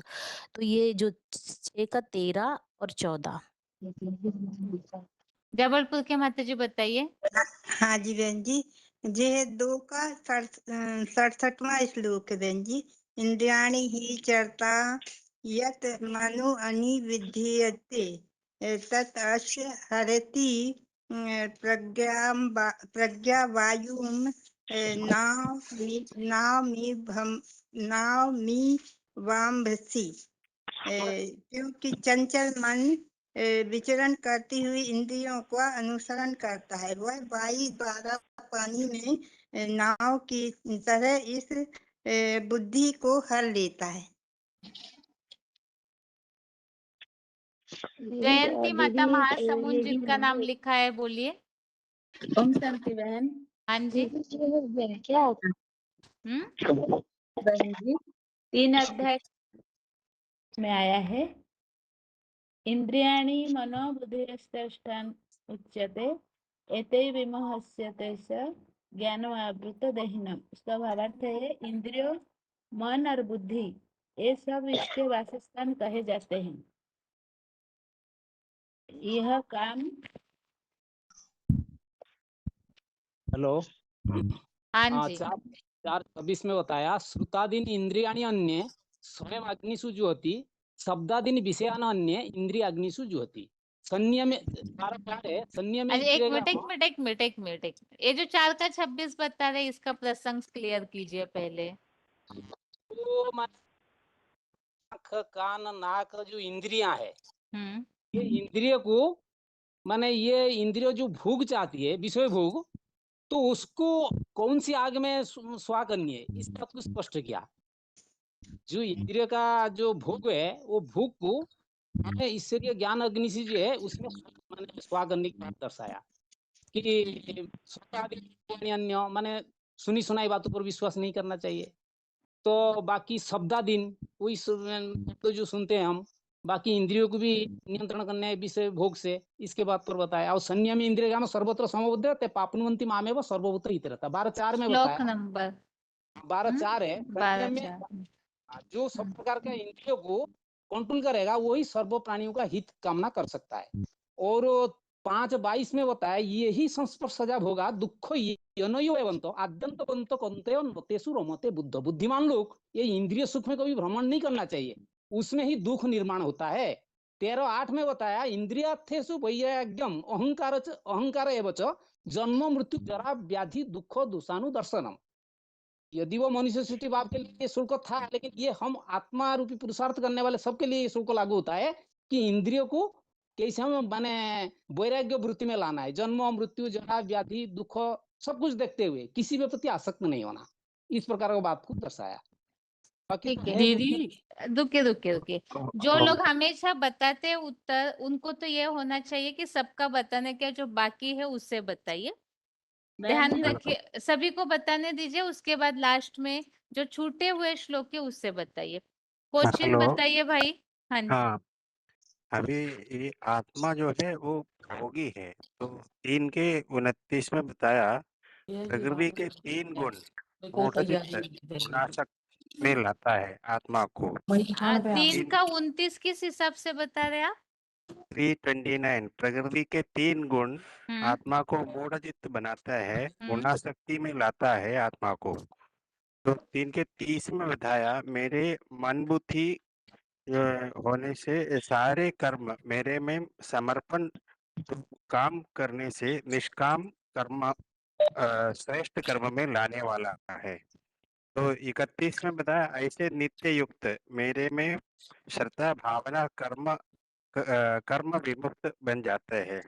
तो 3:34 में बताया इंद्रिय अपने अपने राग द्वेष में निश्चित है, इंद्रियों के वशीभूत नहीं बनना है, क्योंकि इंद्रिय आत्मिक स्थिति के शत्रुता में लाने वाला है।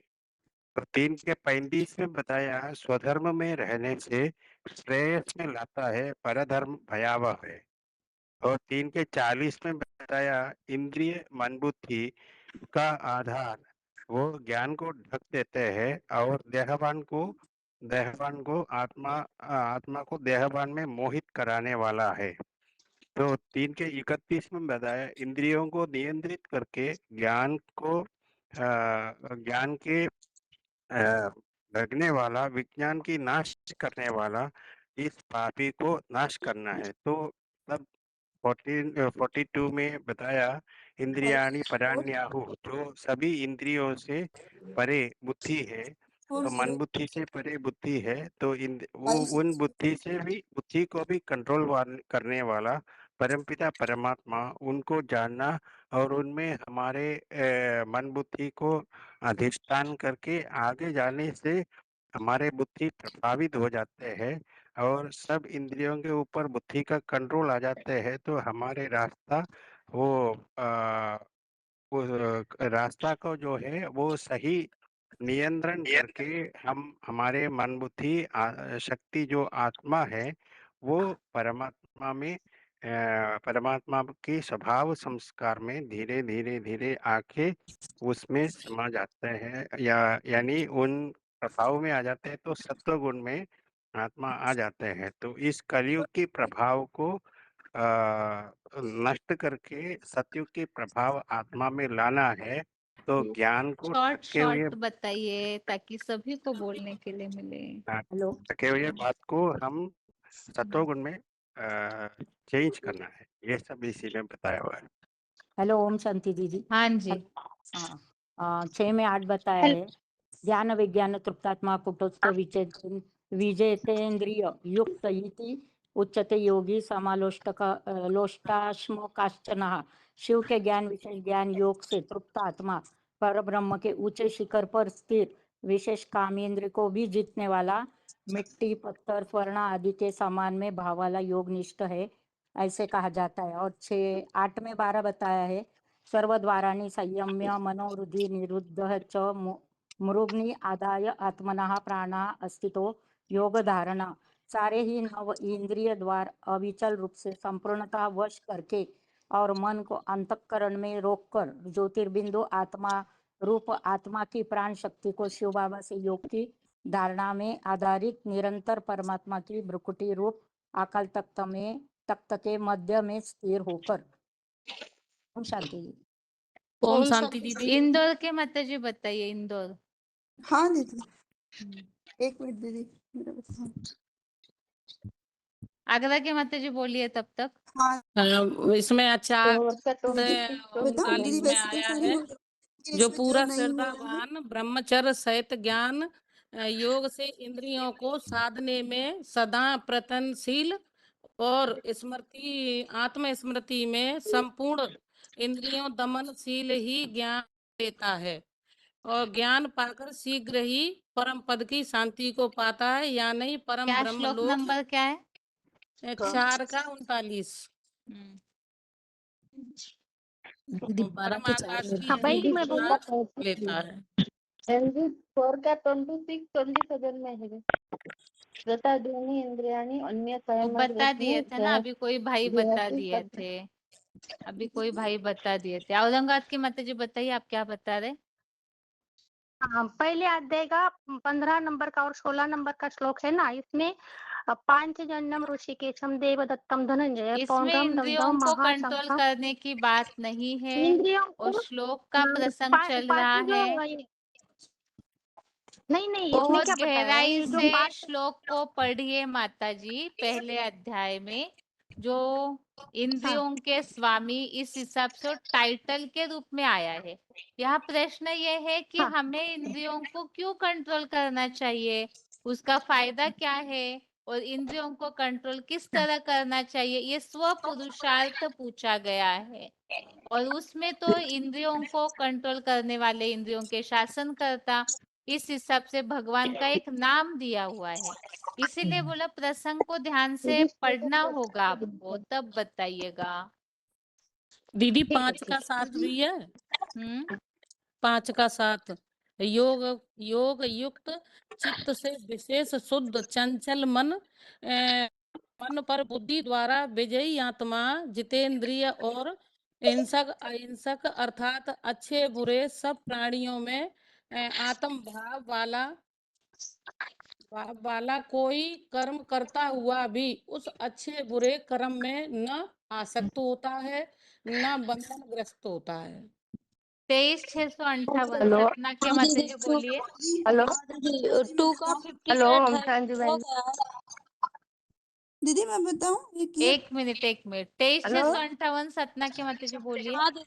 हाँ दीदी 2 का 58 है ना, जब यह कछुए के अंगों की 58 हो गया है। दीदी फिर 5 हेलो का हम 27 हो गया दीदी। 5 का 27 बाहर से इंद्रिय भोगों को बाहर ही करके और आत्म बिंदु नेत्र को भ्रुकुटी में नासिका के अंदर भीतर संचालित करके प्राणापान वायु को समानता में रखकर वशीभूत इंद्रियों की मन बुद्धि वाला मुक्ति के आश्रित हुआ वशीभूत इंद्रियों की मन बुद्धि वाला मुक्ति के आश्रित हुआ। माना इच्छा भय और क्रोधहीन जो मननशील मुनि है वह सदा मुक्त है। माना इस पे यही लिखा है ना दीदी की प्रकृति के बीच में नासिका के बीच में इंद्रियों को कंट्रोल करना है। 5 का 22 हो गया, इंद्रियों से हो मिलने गया वाले माता भोग जी। दुख के हाँ कारण। जी, हो गया 12 का 4 हो गया दीदी, 12 का 4। 12 का 4 हो गया है। 6 का 25 हो गया है। 4 का 26 दीदी। 16 का 21 और 22। 4 का 26। एक मिनट बनारस के माता जी क्या नंबर बता रहे आप? दीदी 6 का 35 जिसमें 35 हो गया भगवान ने माता जी, वो पहले तो कॉमन है, बता दिया, शुरू में ही बताया है। हाँ जी, और महासमुंद के भाई बताइए। 16 का 21 और 22। ये भी हो गया है, ये तो 4 का वाला 26 दीदी, 4 के 26 में बताया ना कुछ लोग, वो कान इंद्रियों को संयम रूप होम, ये मैंने आग में होम देते हैं। हो गया तो 26। अच्छा वो भी हो गया। और 3 का 16 का 8। 22। हाँ जी 3 का 8 दीदी। एक मिनट, तो महासमुंद के भाई क्या बता रहे आप? 16 का 21 और 22 जो त्रिविधम नरकस्य इदम द्वारम आसन हाँ जी। आत्मनो काम क्रोध तथा लोभम तस्मात् एतम तंत्रे एते युक्तः कौन्तेय तमुद्वारे त्रिभि नरः आचरति आत्मनः श्रेय ततः याति परम गतिम्। दीदी 3 का 8 हो गया। इंद्रियों के विषय में वैराग्य अहंकार न होना। 3 का 8 या 13 का 8? ये 13 काट दीदी, 13 का हाँ 7। जी, हो गया माता 2 जी। में 64 दीदी। दीदी क्या 5 का 9? 12 हो गया। दीदी 2 में 60 युक्त कर्म 64 फलम महाप्रवेश त्यागत्वा वियुक्ते शांति अवाप्नोति नैषिक विषयान् अयुक्ता काम कारेण फलम फले सक्तो निबद्धते। ये योगी कर्मों से फल को त्याग कर निश्चल शांति को पाता है। अयोगी भोगी कामनाओं से कारण कर फल में आसक्त वो बांधा जाता है। दीदी 2 में 64 राग दीदी द्वेष वियुक्त तो विषयान तो इंद्रियाचरण का हो आदि गया था माता जी 64? दीदी मैं बोलूं, हाँ जी, हेलो बताइए। 5 का 12। छठे का 8वां है हेलो दीदी। इसमें विशेष 6ठे बात का ये बता 8वां रहे, हो गया, नहीं जितात्मना तो मैं कुछ उसमें प्रशांतस्य। विशेष बात नोट हाँ कराना जी, चाह रहा हाँ हूँ। जी, बताइए बताइए। उसमें क्या है कि भगवान की जो सुरक्षा किसको प्राप्त होती है, ये वाला इंद्रियों को वश करने का कारण क्या, क्यों करे, ये बताने की कोशिश की गई है। और किस तरह से करे, ये वाली बात एक इसी पर्टिकुलर श्लोक में मुझे विशेष समझ में आ रही है। कैसे आ हाँ रही जी, है हाँ। वो बता रहा हूँ कि जो विशेष कामेंद्रियों को जिसने जीत लिया और जो सब चीजों में समान भाव से देख रहा, कैसा कि उसकी स्थिति ऐसी हो गई कि मिट्टी से पत्थर सोना सबको एक समान भाव से देखा। और जब वो ऐसा देखता है, जो अलोलु प्रवृत्ति उसकी अगर हो जाती है, तो वो भगवान की योगक्षेम ब्राह्मण ये स्थिति को पाता। और फिर 15वें अध्याय के 11वें श्लोक में बताया कि दो तरह के योगी, दो तरह के प्राणियों के बारे में बताया। एक तो होता है वो जो यतंतो योगी नश्य एनम पश्यन्ति आत्मनि अवस्थितम यततम अपि कृतात्मना न एनम पश्यन्ति अचेतस। तो जो अगर यत्न करके प्रयास करते हैं योगी, तो वो किस चीज का प्रयास कर रहे हैं कि अपनी सारी इंद्रियों को कंट्रोल करके आत्म ज्योति बिंदु में स्थिर करने का प्रयास कर रहे हैं। तो और जो तो जो इंद्रियों को वश में कर लेते हैं, और दूसरे जो नहीं कर पाते वो नीची स्थिति में बन जाते हैं, वो हिंसक और भोगी बन जाते हैं और नास्तिक बन पड़ते हैं। दीदी ऐसा बताया। हेलो, दोनों जो नुकसान भी बता दिया और फायदा भी बता दिया। ये ओम 6 का शांति। 4th श्लोक है। हेलो, हाँ जी, हाँ जी, बोलिए। 6 का 4th श्लोक है। यो हाँ। यदा ही इंद्रियाणि अर्थेषु न कर्मसु जनुष्यते सर्वसंकल्प सन्यासी योगारूढ़स्ततोच्यते। तो जो सर्व संकल्पों को त्याग करके योग का ऊपर वाले स्थिति में पहुंच जाते हैं, वही सन्यासी योगारूढ़ कहते हैं। तो उनके लिए कोई विशेष कुछ कर्म करने का जरूरत नहीं है, वो अपने मन बुद्धि से हमेशा ऊपर वाले स्टेज में रहने वाला है। 5 से 2 1 बोलिए। हेलो हेलो हेलो बहन जी। 1 मिनट हेलो। रुकिए। 1 मिनट भुवनेश्वर के माता जी, 1 मिनट बताइए। 5 से 2 1 आप बोलिए। 5 का 11 में आया है, कायेन मनसा बुद्ध्या केवल इंद्रियो अपि योगिनो कर्म कुर्वन्ति संयुक्त आत्मशुद्धाय। अर्थात योगी जन तन मन धन तो बुद्धि द्वारा केवल इंद्रियों द्वारा भी आत्मा की शुद्धि हेतु आसक्ति को त्याग करके कर्म करते हैं। जो योगी जन है योग युक्त होते हैं और अकर्मों की आसक्ति को त्याग करके इंद्रियों को आत्म शुद्धि के लिए कर्म करते हैं। और दूसरा श्लोक जो है वो 5 का 8 9 में आएगा। नैव किंचित करोमीति युक्तमन्य तत्त्वविद पश्यन् शृण्वन् अस्मन् जिघ्रन् अस्मन् गच्छन् स्वपन् शशन् प्रलोभन् विसृजन् घूर्णन् उन्मिषन् निमिषन् अपि इंद्रियाणि इंद्रियार्थेषु वर्तन्त इति धारणा।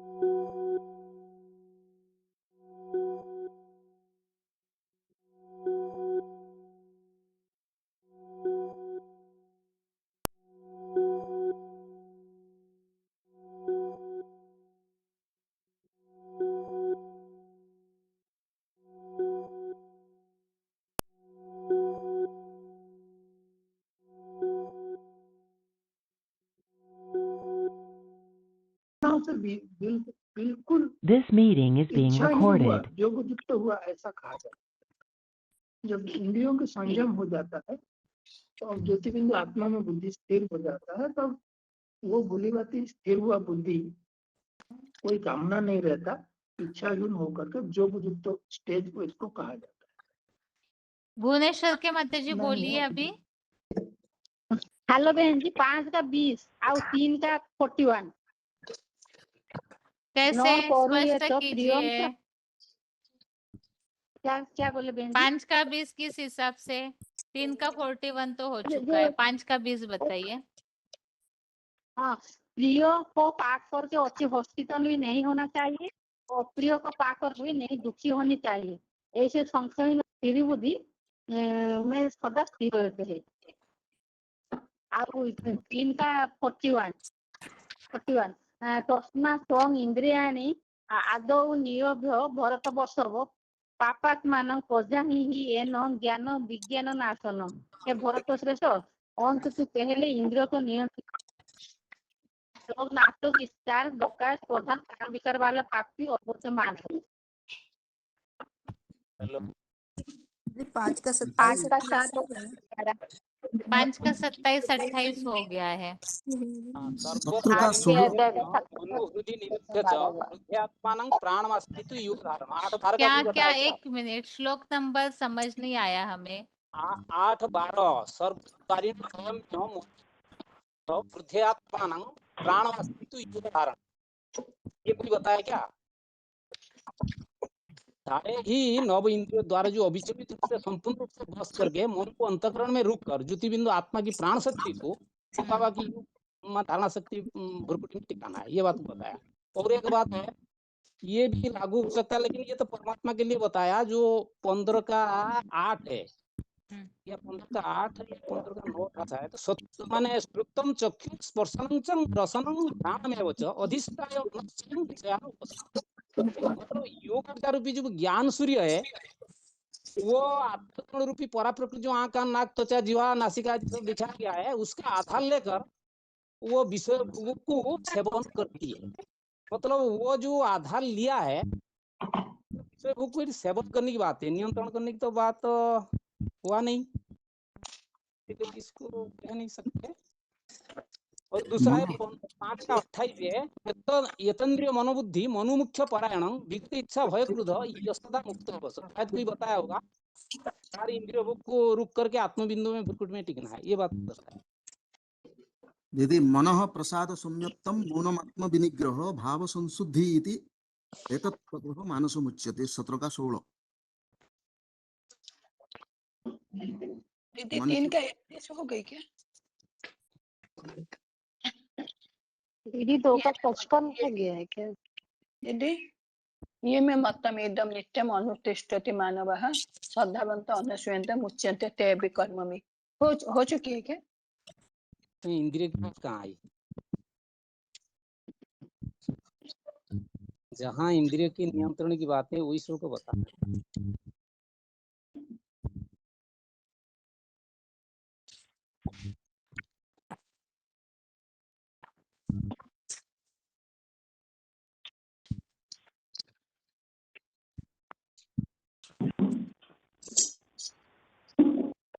भुवनेश्वर के जी क्या बोले आप?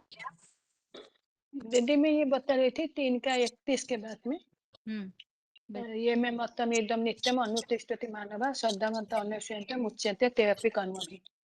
इसमें बताया श्रद्धा माने ईर्ष्या रहित मनुष्य जो माने श्रीमत के अनुसार श्लोक नंबर बताइए ना। 3 का 31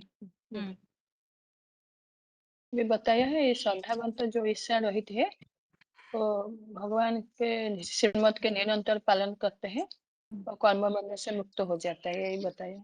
ये होगा क्या? 2 में 61।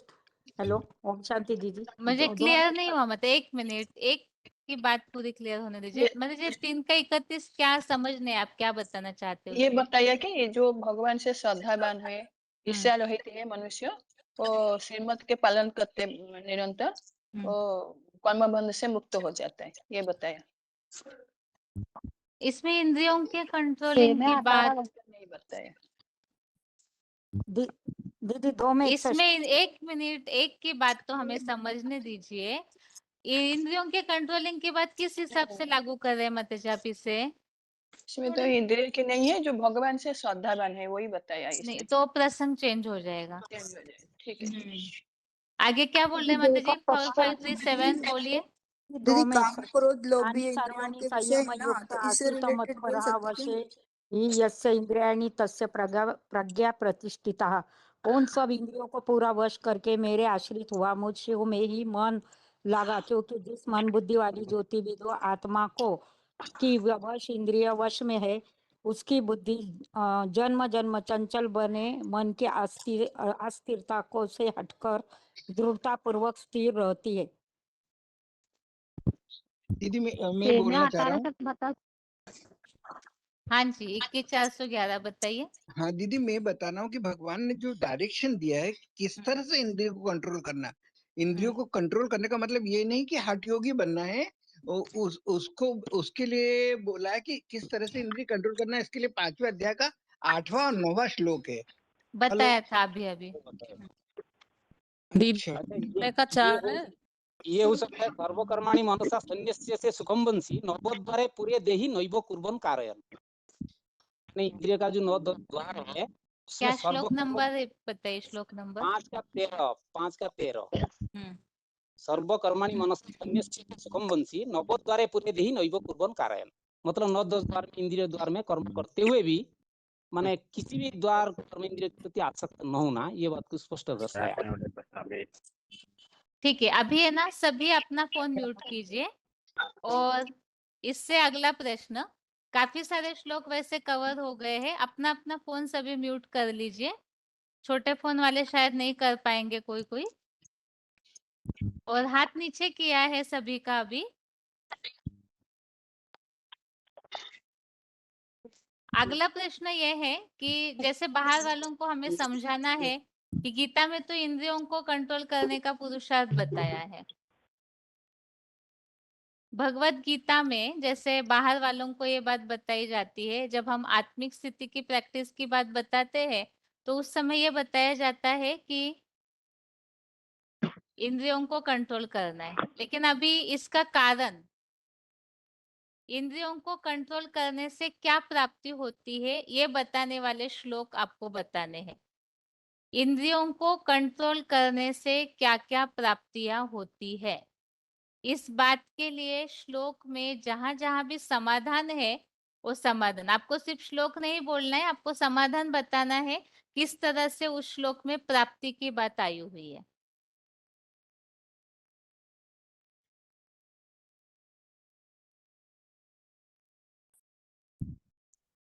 हाँ जी, हाँ जो जी। दीदी बोला है छठे का 26 और 27 है। पापमांग प्रजायिनाम ज्ञान विज्ञानम नाशनम। यदि इंद्रिय को कोई कंट्रोल नहीं करेगा, संयमित नहीं करेगा, उसका पाप बढ़ जाएगा इतना। जो ज्ञान और विज्ञान, विशेष ज्ञान क्या है? परमपिता परमात्मा का जो ज्ञान है, और विज्ञान है जो परमात्मा के साथ हमारा योग है, तो नष्ट हो जाएगा। नष्ट हो जाएगा तो फिर कैसे वो, फिर ये तो कुछ काम नहीं होगा ना। इसीलिए कौन सी ये जो इंद्रिय, इसको स्वयं करना जरूरी है, क्योंकि इंद्रियों का कार्य जो है मन पर सबसे ज्यादा प्रभाव डालता है। इसलिए बताया इंद्रियाणि परान्य इंद्रिय परम मन मनसस्तु पराबुद्धि सबुद्धि परत्तुष। तेणु इंद्रियों से बड़ा मन है, मन से बड़ा बुद्धि है, तो बुद्धिमान का बुद्धि जो ईश्वर है उससे तू बुद्धि लगा। एवं बुद्धि परंगुदा संस्थेव आत्मांग आत्मांग जही शत्रु महाभव काम रूपम दुरासंत। सबसे बड़ा विकार काम विकार है जो मनुष्य को नीचे गिराता है। तो उससे मुक्ति होने के लिए परमपिता परमात्मा जो बुद्धिमान का बुद्धि है उनसे युक्त होकर के कर्म कर। ये बात को स्पष्ट किया। और तो बाकी सारे और कोई बताए। दीदी 4 का 10 में भी बताया, वितराग भय क्रोध मनमया माम उपासित्या बहव ज्ञान तपसा पुता मदभाव आगता। इसमें बताया जो राग भय क्रोध से मुक्त हुआ, ध्यान मग्न हुए, भगवान के आश्रय लेते हैं, वो ज्ञान रूपी तपस्या से पवित्र हुए राजय भाव को पाता है, इसमें बताया। और दूसरा है 5 का 24 में भी बताया, ये अंतर सुख अंतरारामस तथा अंतर ज्योतिरेव यह स योगी ब्रह्म निवारण ब्रह्मभूत अधिगच्छति। इसमें बताया जो पुरुष अंतरात्मा में सुखी है, अंतरात्मा में आनंदित है, और इसी तरह शिव ज्योति बिंदु रूप में आत्मा ज्योति में प्रकाशित हुआ ब्रह्म लोक को, ब्रह्म तत्व के निर्वाण पद को पाता है। हाँ दीदी। हेलो, छठे के 26 में बताया कि इस तरह से अब अपनी इंद्रियों को नियंत्रित करना, और 27 में बताया है, छठे के 27 में, कि क्या प्राप्ति क्या हो रही है उससे। तो प्राप्ति तो अतीन्द्रिय सुख की प्राप्ति है। दोनों के लिए दोनों श्लोक बोल रहा हूं मैं। ये तो निश्चरति मन चंचलम अस्थिरम तत तत नियम्य एतत आत्मनि एव वशम नयते। और जो दूसरा बताएगा, प्रशांत मनस ही एनम योगिनम सुखम उत्तमम उपेति शांत रजसम ब्रह्मा भूतम अकल्मषम। तो इससे सर्वोत्तम अतीन्द्रिय सुख की प्राप्ति हो रही है। और ये गीता का जो मूल भाव भी बताएगा कि नष्ट मोह स्मृति लब्धा वाला जो पुरानी दुनिया से मोह नष्ट होना, वो इसी तरह से हो सकता है जब तक अपना इंद्रियों को नियंत्रित नहीं करते हैं। तो जो देह और देह के संबंधी देह के पदार्थों से मोह नष्ट नहीं होता है दीदी। और अगर वो नहीं होगा तो नई दुनिया के प्रति स्मृति लब्धा नहीं हो पाते हैं। ये इसका भाव बताए। हाँ जी, आगे बताइए। देंगे तो क्रोधात भवति सम्मोह मोहात् स्मृति विभ्रम स्मृति भ्रंशात् बुद्धिनाशो बुद्धिनाशान्ति। और इसके लिए उपाय है राग द्वेष वियुक्ते तु विषयान इंद्रियेण चरण आत्मवशे विधाय आत्मा प्रसादम अधिगच्छति। इंद्रियों को वश लाने से ही क्रोध और मोह का नाश होता है। माता जी एक मिनट माता जी, आप श्लोक नंबर क्या बताइए ना। 63, 64। इसमें तो नुकसान बताया है ना माता जी, न करने से। हमने प्राप्ति पूछी है। 64। ठीक है, और बताइए आगे। श्लोक नंबर एक मिनट, तो भुवनेश्वर की माता जी को बोलने दीजिए। बोलिए माता जी। 6 में जोधा ही नो इंद्रियेषु नो कर्मेषु अनु माता जी अर्थ बस कारण बताइए। 6 के 4 में क्या प्राप्ति बताइए, उससे बताइए आप। संकल्पों का संपूर्ण त्यागी, कर्मों में ना इंद्रिय भोग में आसक्त होती है, सब जो कि सर्वस्व अव्यक्त स्थिति में सबसे चौड़ा कहा जाता है। अच्छा, एक शब्द में इसकी प्राप्ति बताइए माता जी। अभी पूरा अर्थ पढ़ने से समझ नहीं आ रहा है क्या प्राप्ति है। प्राप्ति बताइए, क्या बताइए प्राप्ति इस श्लोक में। माने सदा आत्म स्थिति में रहने वाले सर्वों की प्राप्ति होते हैं, जो सदा आत्म स्थिति में रहते हैं। समझ नहीं आया स्पष्ट कारण। मैं बताऊं? आप उत्तर ने एक मिनट माता जी, उनको उत्तर तो स्पष्ट करने दीजिए अपने बात का। उत्तर स्पष्ट कीजिए माता जी, या तो अच्छे। हाँ, आत्म बिंदु स्मृति से कर्मों में और नौ इंद्रियों की स्पर्श रूप रसादि विषय भोग में आसक्त होती है, सब त्याग की सर्वोच्च अव्यक्त स्थिति में चढ़ा हुआ कहा जाता है इनको।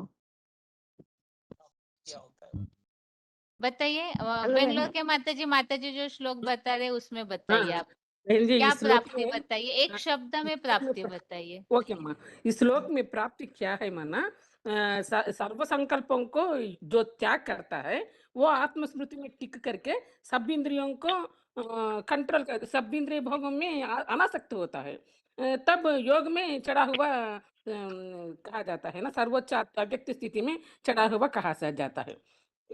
यदा ही बुद्धि के लिए आएगा। ये श्लोक जो है स्थिर बुद्धि के लिए बताया गया, जिसमें निराकारी स्टेज बनती है, ये बताया गया है 6 का 4 में। बात आया है ना, यम संन्यासिमिति प्राहुः योगम तम विद्धि पांडव नहीं असंन्यास संकल्पो योगी भवति कश्चन। इसमें भी यही बात को विस्तार में थोड़ा विस्तार में बताया गए हैं। मनसा संकल्प से भी संपूर्ण त्यागी अंते सन्यासी ऐसा कहा जाता है। उसको कर्मयोगी समझने पर कोई संकल्पों को त्याग करने पर भी वो योगी बन सकता है ना, सांसारिक नहीं तो वो सांसारिक भोगी ही है। तभी इंद्रियों से करता या ना करता हुआ योगी तरह रहता है वो। योगी की परिभाषा स्पष्ट है। हेलो दीदी, तीसरा का 34 श्लोक है, ये है दीदी, बता सकते हैं? तीसरे अध्याय का 34 श्लोक। बोलिए इंद्रिय बोलिए, से रुकना नहीं इंद्रिय है। जो बोलना शुरू किया तो अपनी बात जल्दी जल्दी इंद्रिय पूरी से कीजिए ताकि वो लोग बोल से सके। राग द्वेषो व्यवस्थितो तयो न वसमाघ चेत तो ही अस्य परिपत्यनो। भोग वाली इंद्रिया का राग और द्वेष उस विशेष इंद्रिय के विषय भोग में होता है, उन दोनों राग द्वेष के वश में न आए। हाँ दीदी, 71 में है ना, ये परम शांति को प्राप्त करता है। विहाय कामान्य सर्वान फोन पुमान अपना चरति। ठीक से पकड़िए मत जी। 28701 हाँ। आवाज नहीं क्लियर हो रहा है आपका। ओम शांति दीदी। 2 का 71 72 मतलब जो इंद्रियों को कंट्रोल कर लेते हैं ना, तो ये शांति को प्राप्त करता है और परम ब्रह्म के निर्वाण पद को भी प्राप्त करता है। तो ये 71 में बताया, विहाय कामान्य सर्वान पुमान चरति निस्पृह निर्ममो निरहंकार च शांतिम अधिगच्छति। मतलब वो जब लालसा रहित, ममता रहित और निरहंकारी भाव जब उसका मतलब वो आचरण करता है तो क्या है, उसको शांति की प्राप्ति होती है। तो मतलब इंद्रियों को कंट्रोल करने की जो बात है ना दीदी, ये मतलब ये ठीक हम है। जब 5321 बताइए। हाँ जी बताइए 5321। ये है 4 का 39 में आया, श्रद्धावान लभते।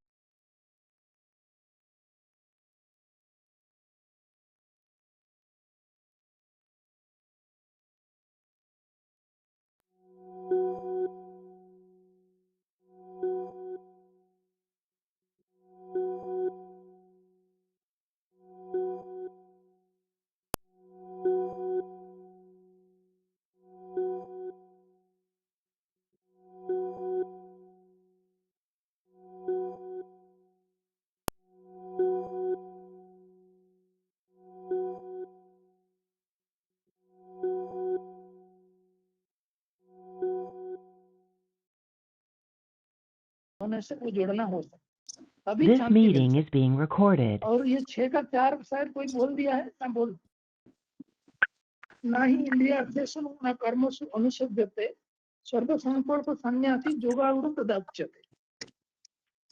अर्थात क्योंकि जब काम विकार में संकल्प सहित सब संकल्प में संपूर्ण त्यागी, कर्म में ना इंद्रिय में, इंद्रिय के भोग में आसक्त होता है, तब ही जोगारूढ़ स्थिति में चढ़ा हुआ कहा जाता है। अर्थात इंद्रियों की भोगों में अगर आसक्त नहीं है, बुद्धि उपराम है, तो उसको योगयुक्त स्टेज में, अव्यक्त स्टेज में चढ़ा हुआ योगी कहा जा सकता है। और एक श्लोक है 6 का 36 में आया, असंयत आत्मना योगो दुष्प्राप्य इति मे मति वस्यात्मा तु यतोता सत्यम अवाप्तुम उपायत। इसका अर्थ असंयत मन वाले के लिए योग की प्राप्ति कठिन है, ऐसा मैं मानता हूँ, किंतु प्रयत्न पूर्वक, उपाय पूर्वक वशीभूत मन वाला जो योगी है वो अभिविचारी याद से वो कंट्रोल में ला सकता है।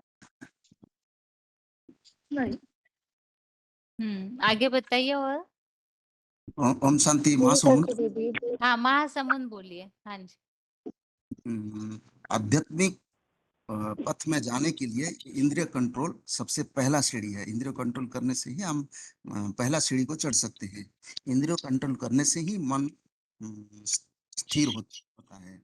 और जो 17 अध्याय के जो 14, 15, 16 है, वो धीरे धीरे हम दैहिक तप, जो वाणी का तप और जो मानसिक तप, इसमें आगे जा सकते हैं। जो देख गुरु प्रज्ञो पूजनम शौचम आर्जवम ब्रह्मचर्यम अहिंसा च शरीरम तपोच्यते अनुद्वेग करम वाक्यम सत्यम प्रियम हितम च यत् स्वाध्याभ्यसनम चैव वाङ्मय तपोच्यते मनः प्रसाद सौम्यत्वम मौनम आत्म विनिग्रह भाव संशुद्धि इति एतत् तपो मानसम उच्यते। ये हो पाएगा। फिर ये परिपूर्ण इंद्रिय कंट्रोल और आत्मिक स्थिति का प्रैक्टिस, ये पैरेलल होकर चलना चाहिए। बिना आत्मिक स्थिति से भी फुल कंट्रोल नहीं हो पाएगा, पैरेलल होकर तपस्या चलेगा। हाँ जी दीदी करेंगे। मैंने इसको बताया, संयम इंद्रिय राम सर्वत्र समबुद्धयो ते पापनुवन्ति मामेव सर्वभूत हितरता। सारे प्राणियों का विश्व कल्याणकारी बनने के लिए हमको एकांत अपरिहार्य है। ये अंत सुख अंतर आराम, श्लोक नंबर जरूर बताइए अपने उत्तर में, ताकि सभी को नोट करने में सुविधा हो। हाँ हाँ, ये 5:23-24 में जो बताया, चक्रुति एवं शुणु पाक शरीर विमुक्षण कामो क्रोध वेग सयुक्त सुखी नर। कामो क्रोध आवेग जो संयमित करता है वो सुखी होता है वो नर। और 5:24 में होता है ये अंत सुख अंतराराम अंतर्ज्योति एवं सहयोगी ब्रह्मणोमाण ब्रह्मभूत अधिगच्छति। यो परम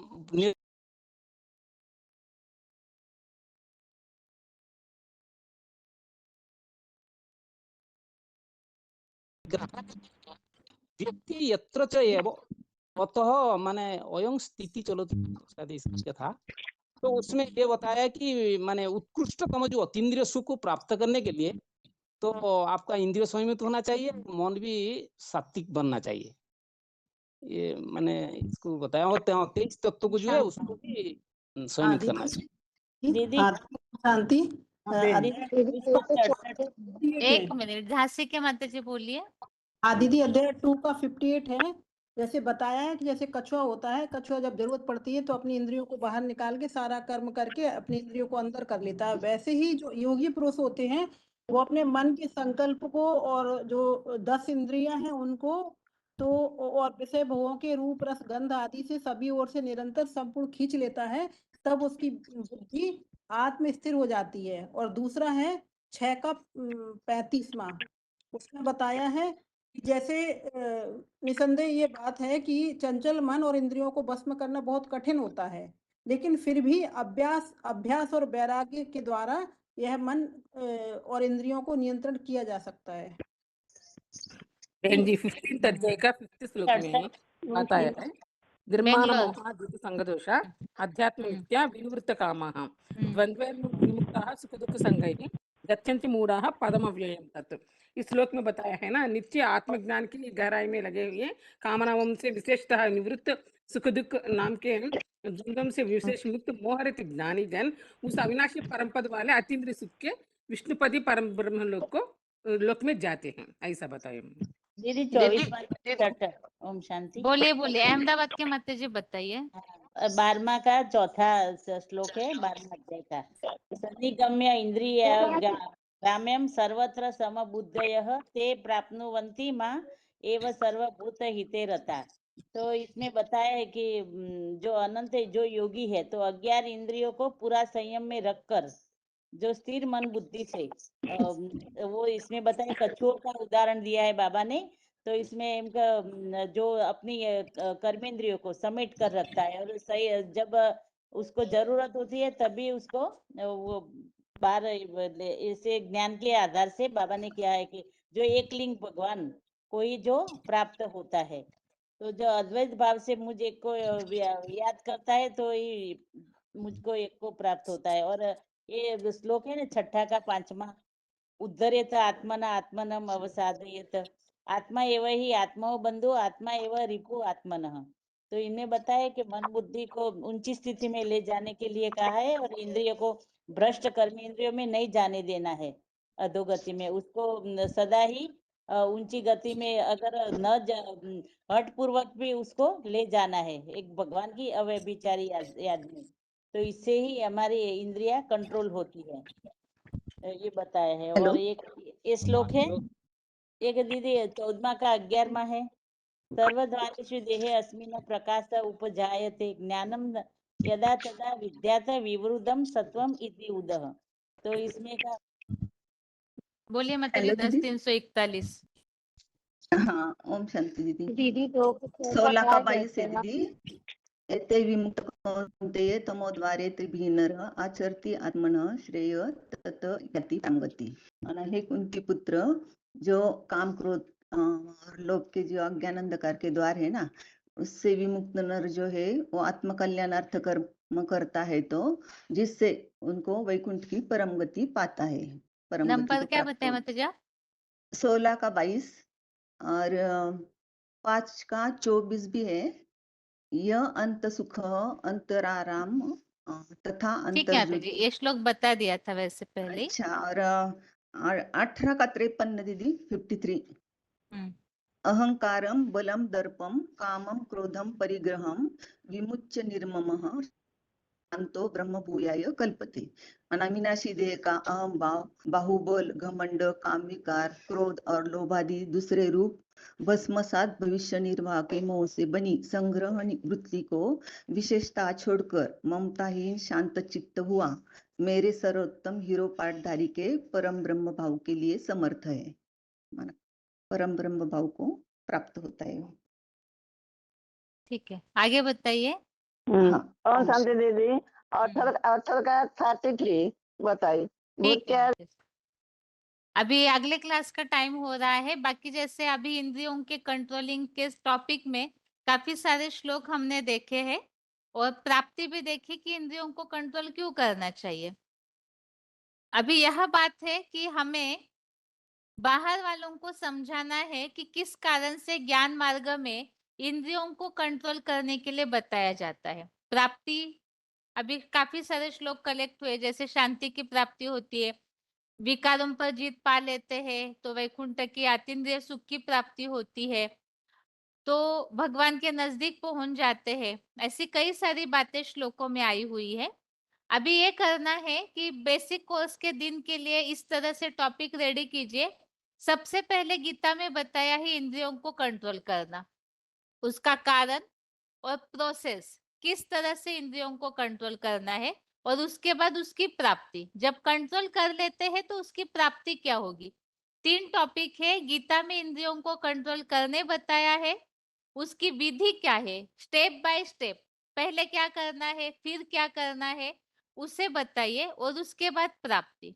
तो ऐसा आपका एक टॉपिक रेडी होना चाहिए। उसमें पूरे श्लोकों के अर्थों को आप बुद्धि में भले रखें, लेकिन यहाँ क्लास में बताते समय शॉर्ट में एक वाक्य में आपको बताना है कि इस श्लोक में ये बात बताई। जैसे 3 के 8 में बताया है इंद्रियों को नियमित करना है, ऐसे ही 5 का जो 23 और 26 है उसमें बताया है कि काम क्रोध को जीतने वाले जो है उन्हें कैसे परम पद की प्राप्ति होती है। यहाँ ही जो इंद्रियों को जीत लेते हैं, विकारों को कंट्रोल कर लेते हैं, वो सुखी हो जाते हैं, ये प्राप्ति। तो ऐसे एक एक वाक्य में ही आपको सारी बातें बता के अपने टॉपिक को कवर करना है। आप अपने तरीके से श्लोकों को सेट कीजिए और टॉपिक रेडी कीजिए। जो रेडी करेंगे तो मंगलवार बुधवार के टेस्ट में और टॉपिक के लिए समय दिया जाएगा। अभी आज के लिए गीता क्लास यहाँ ही पूरा करते हैं। ओम शांति।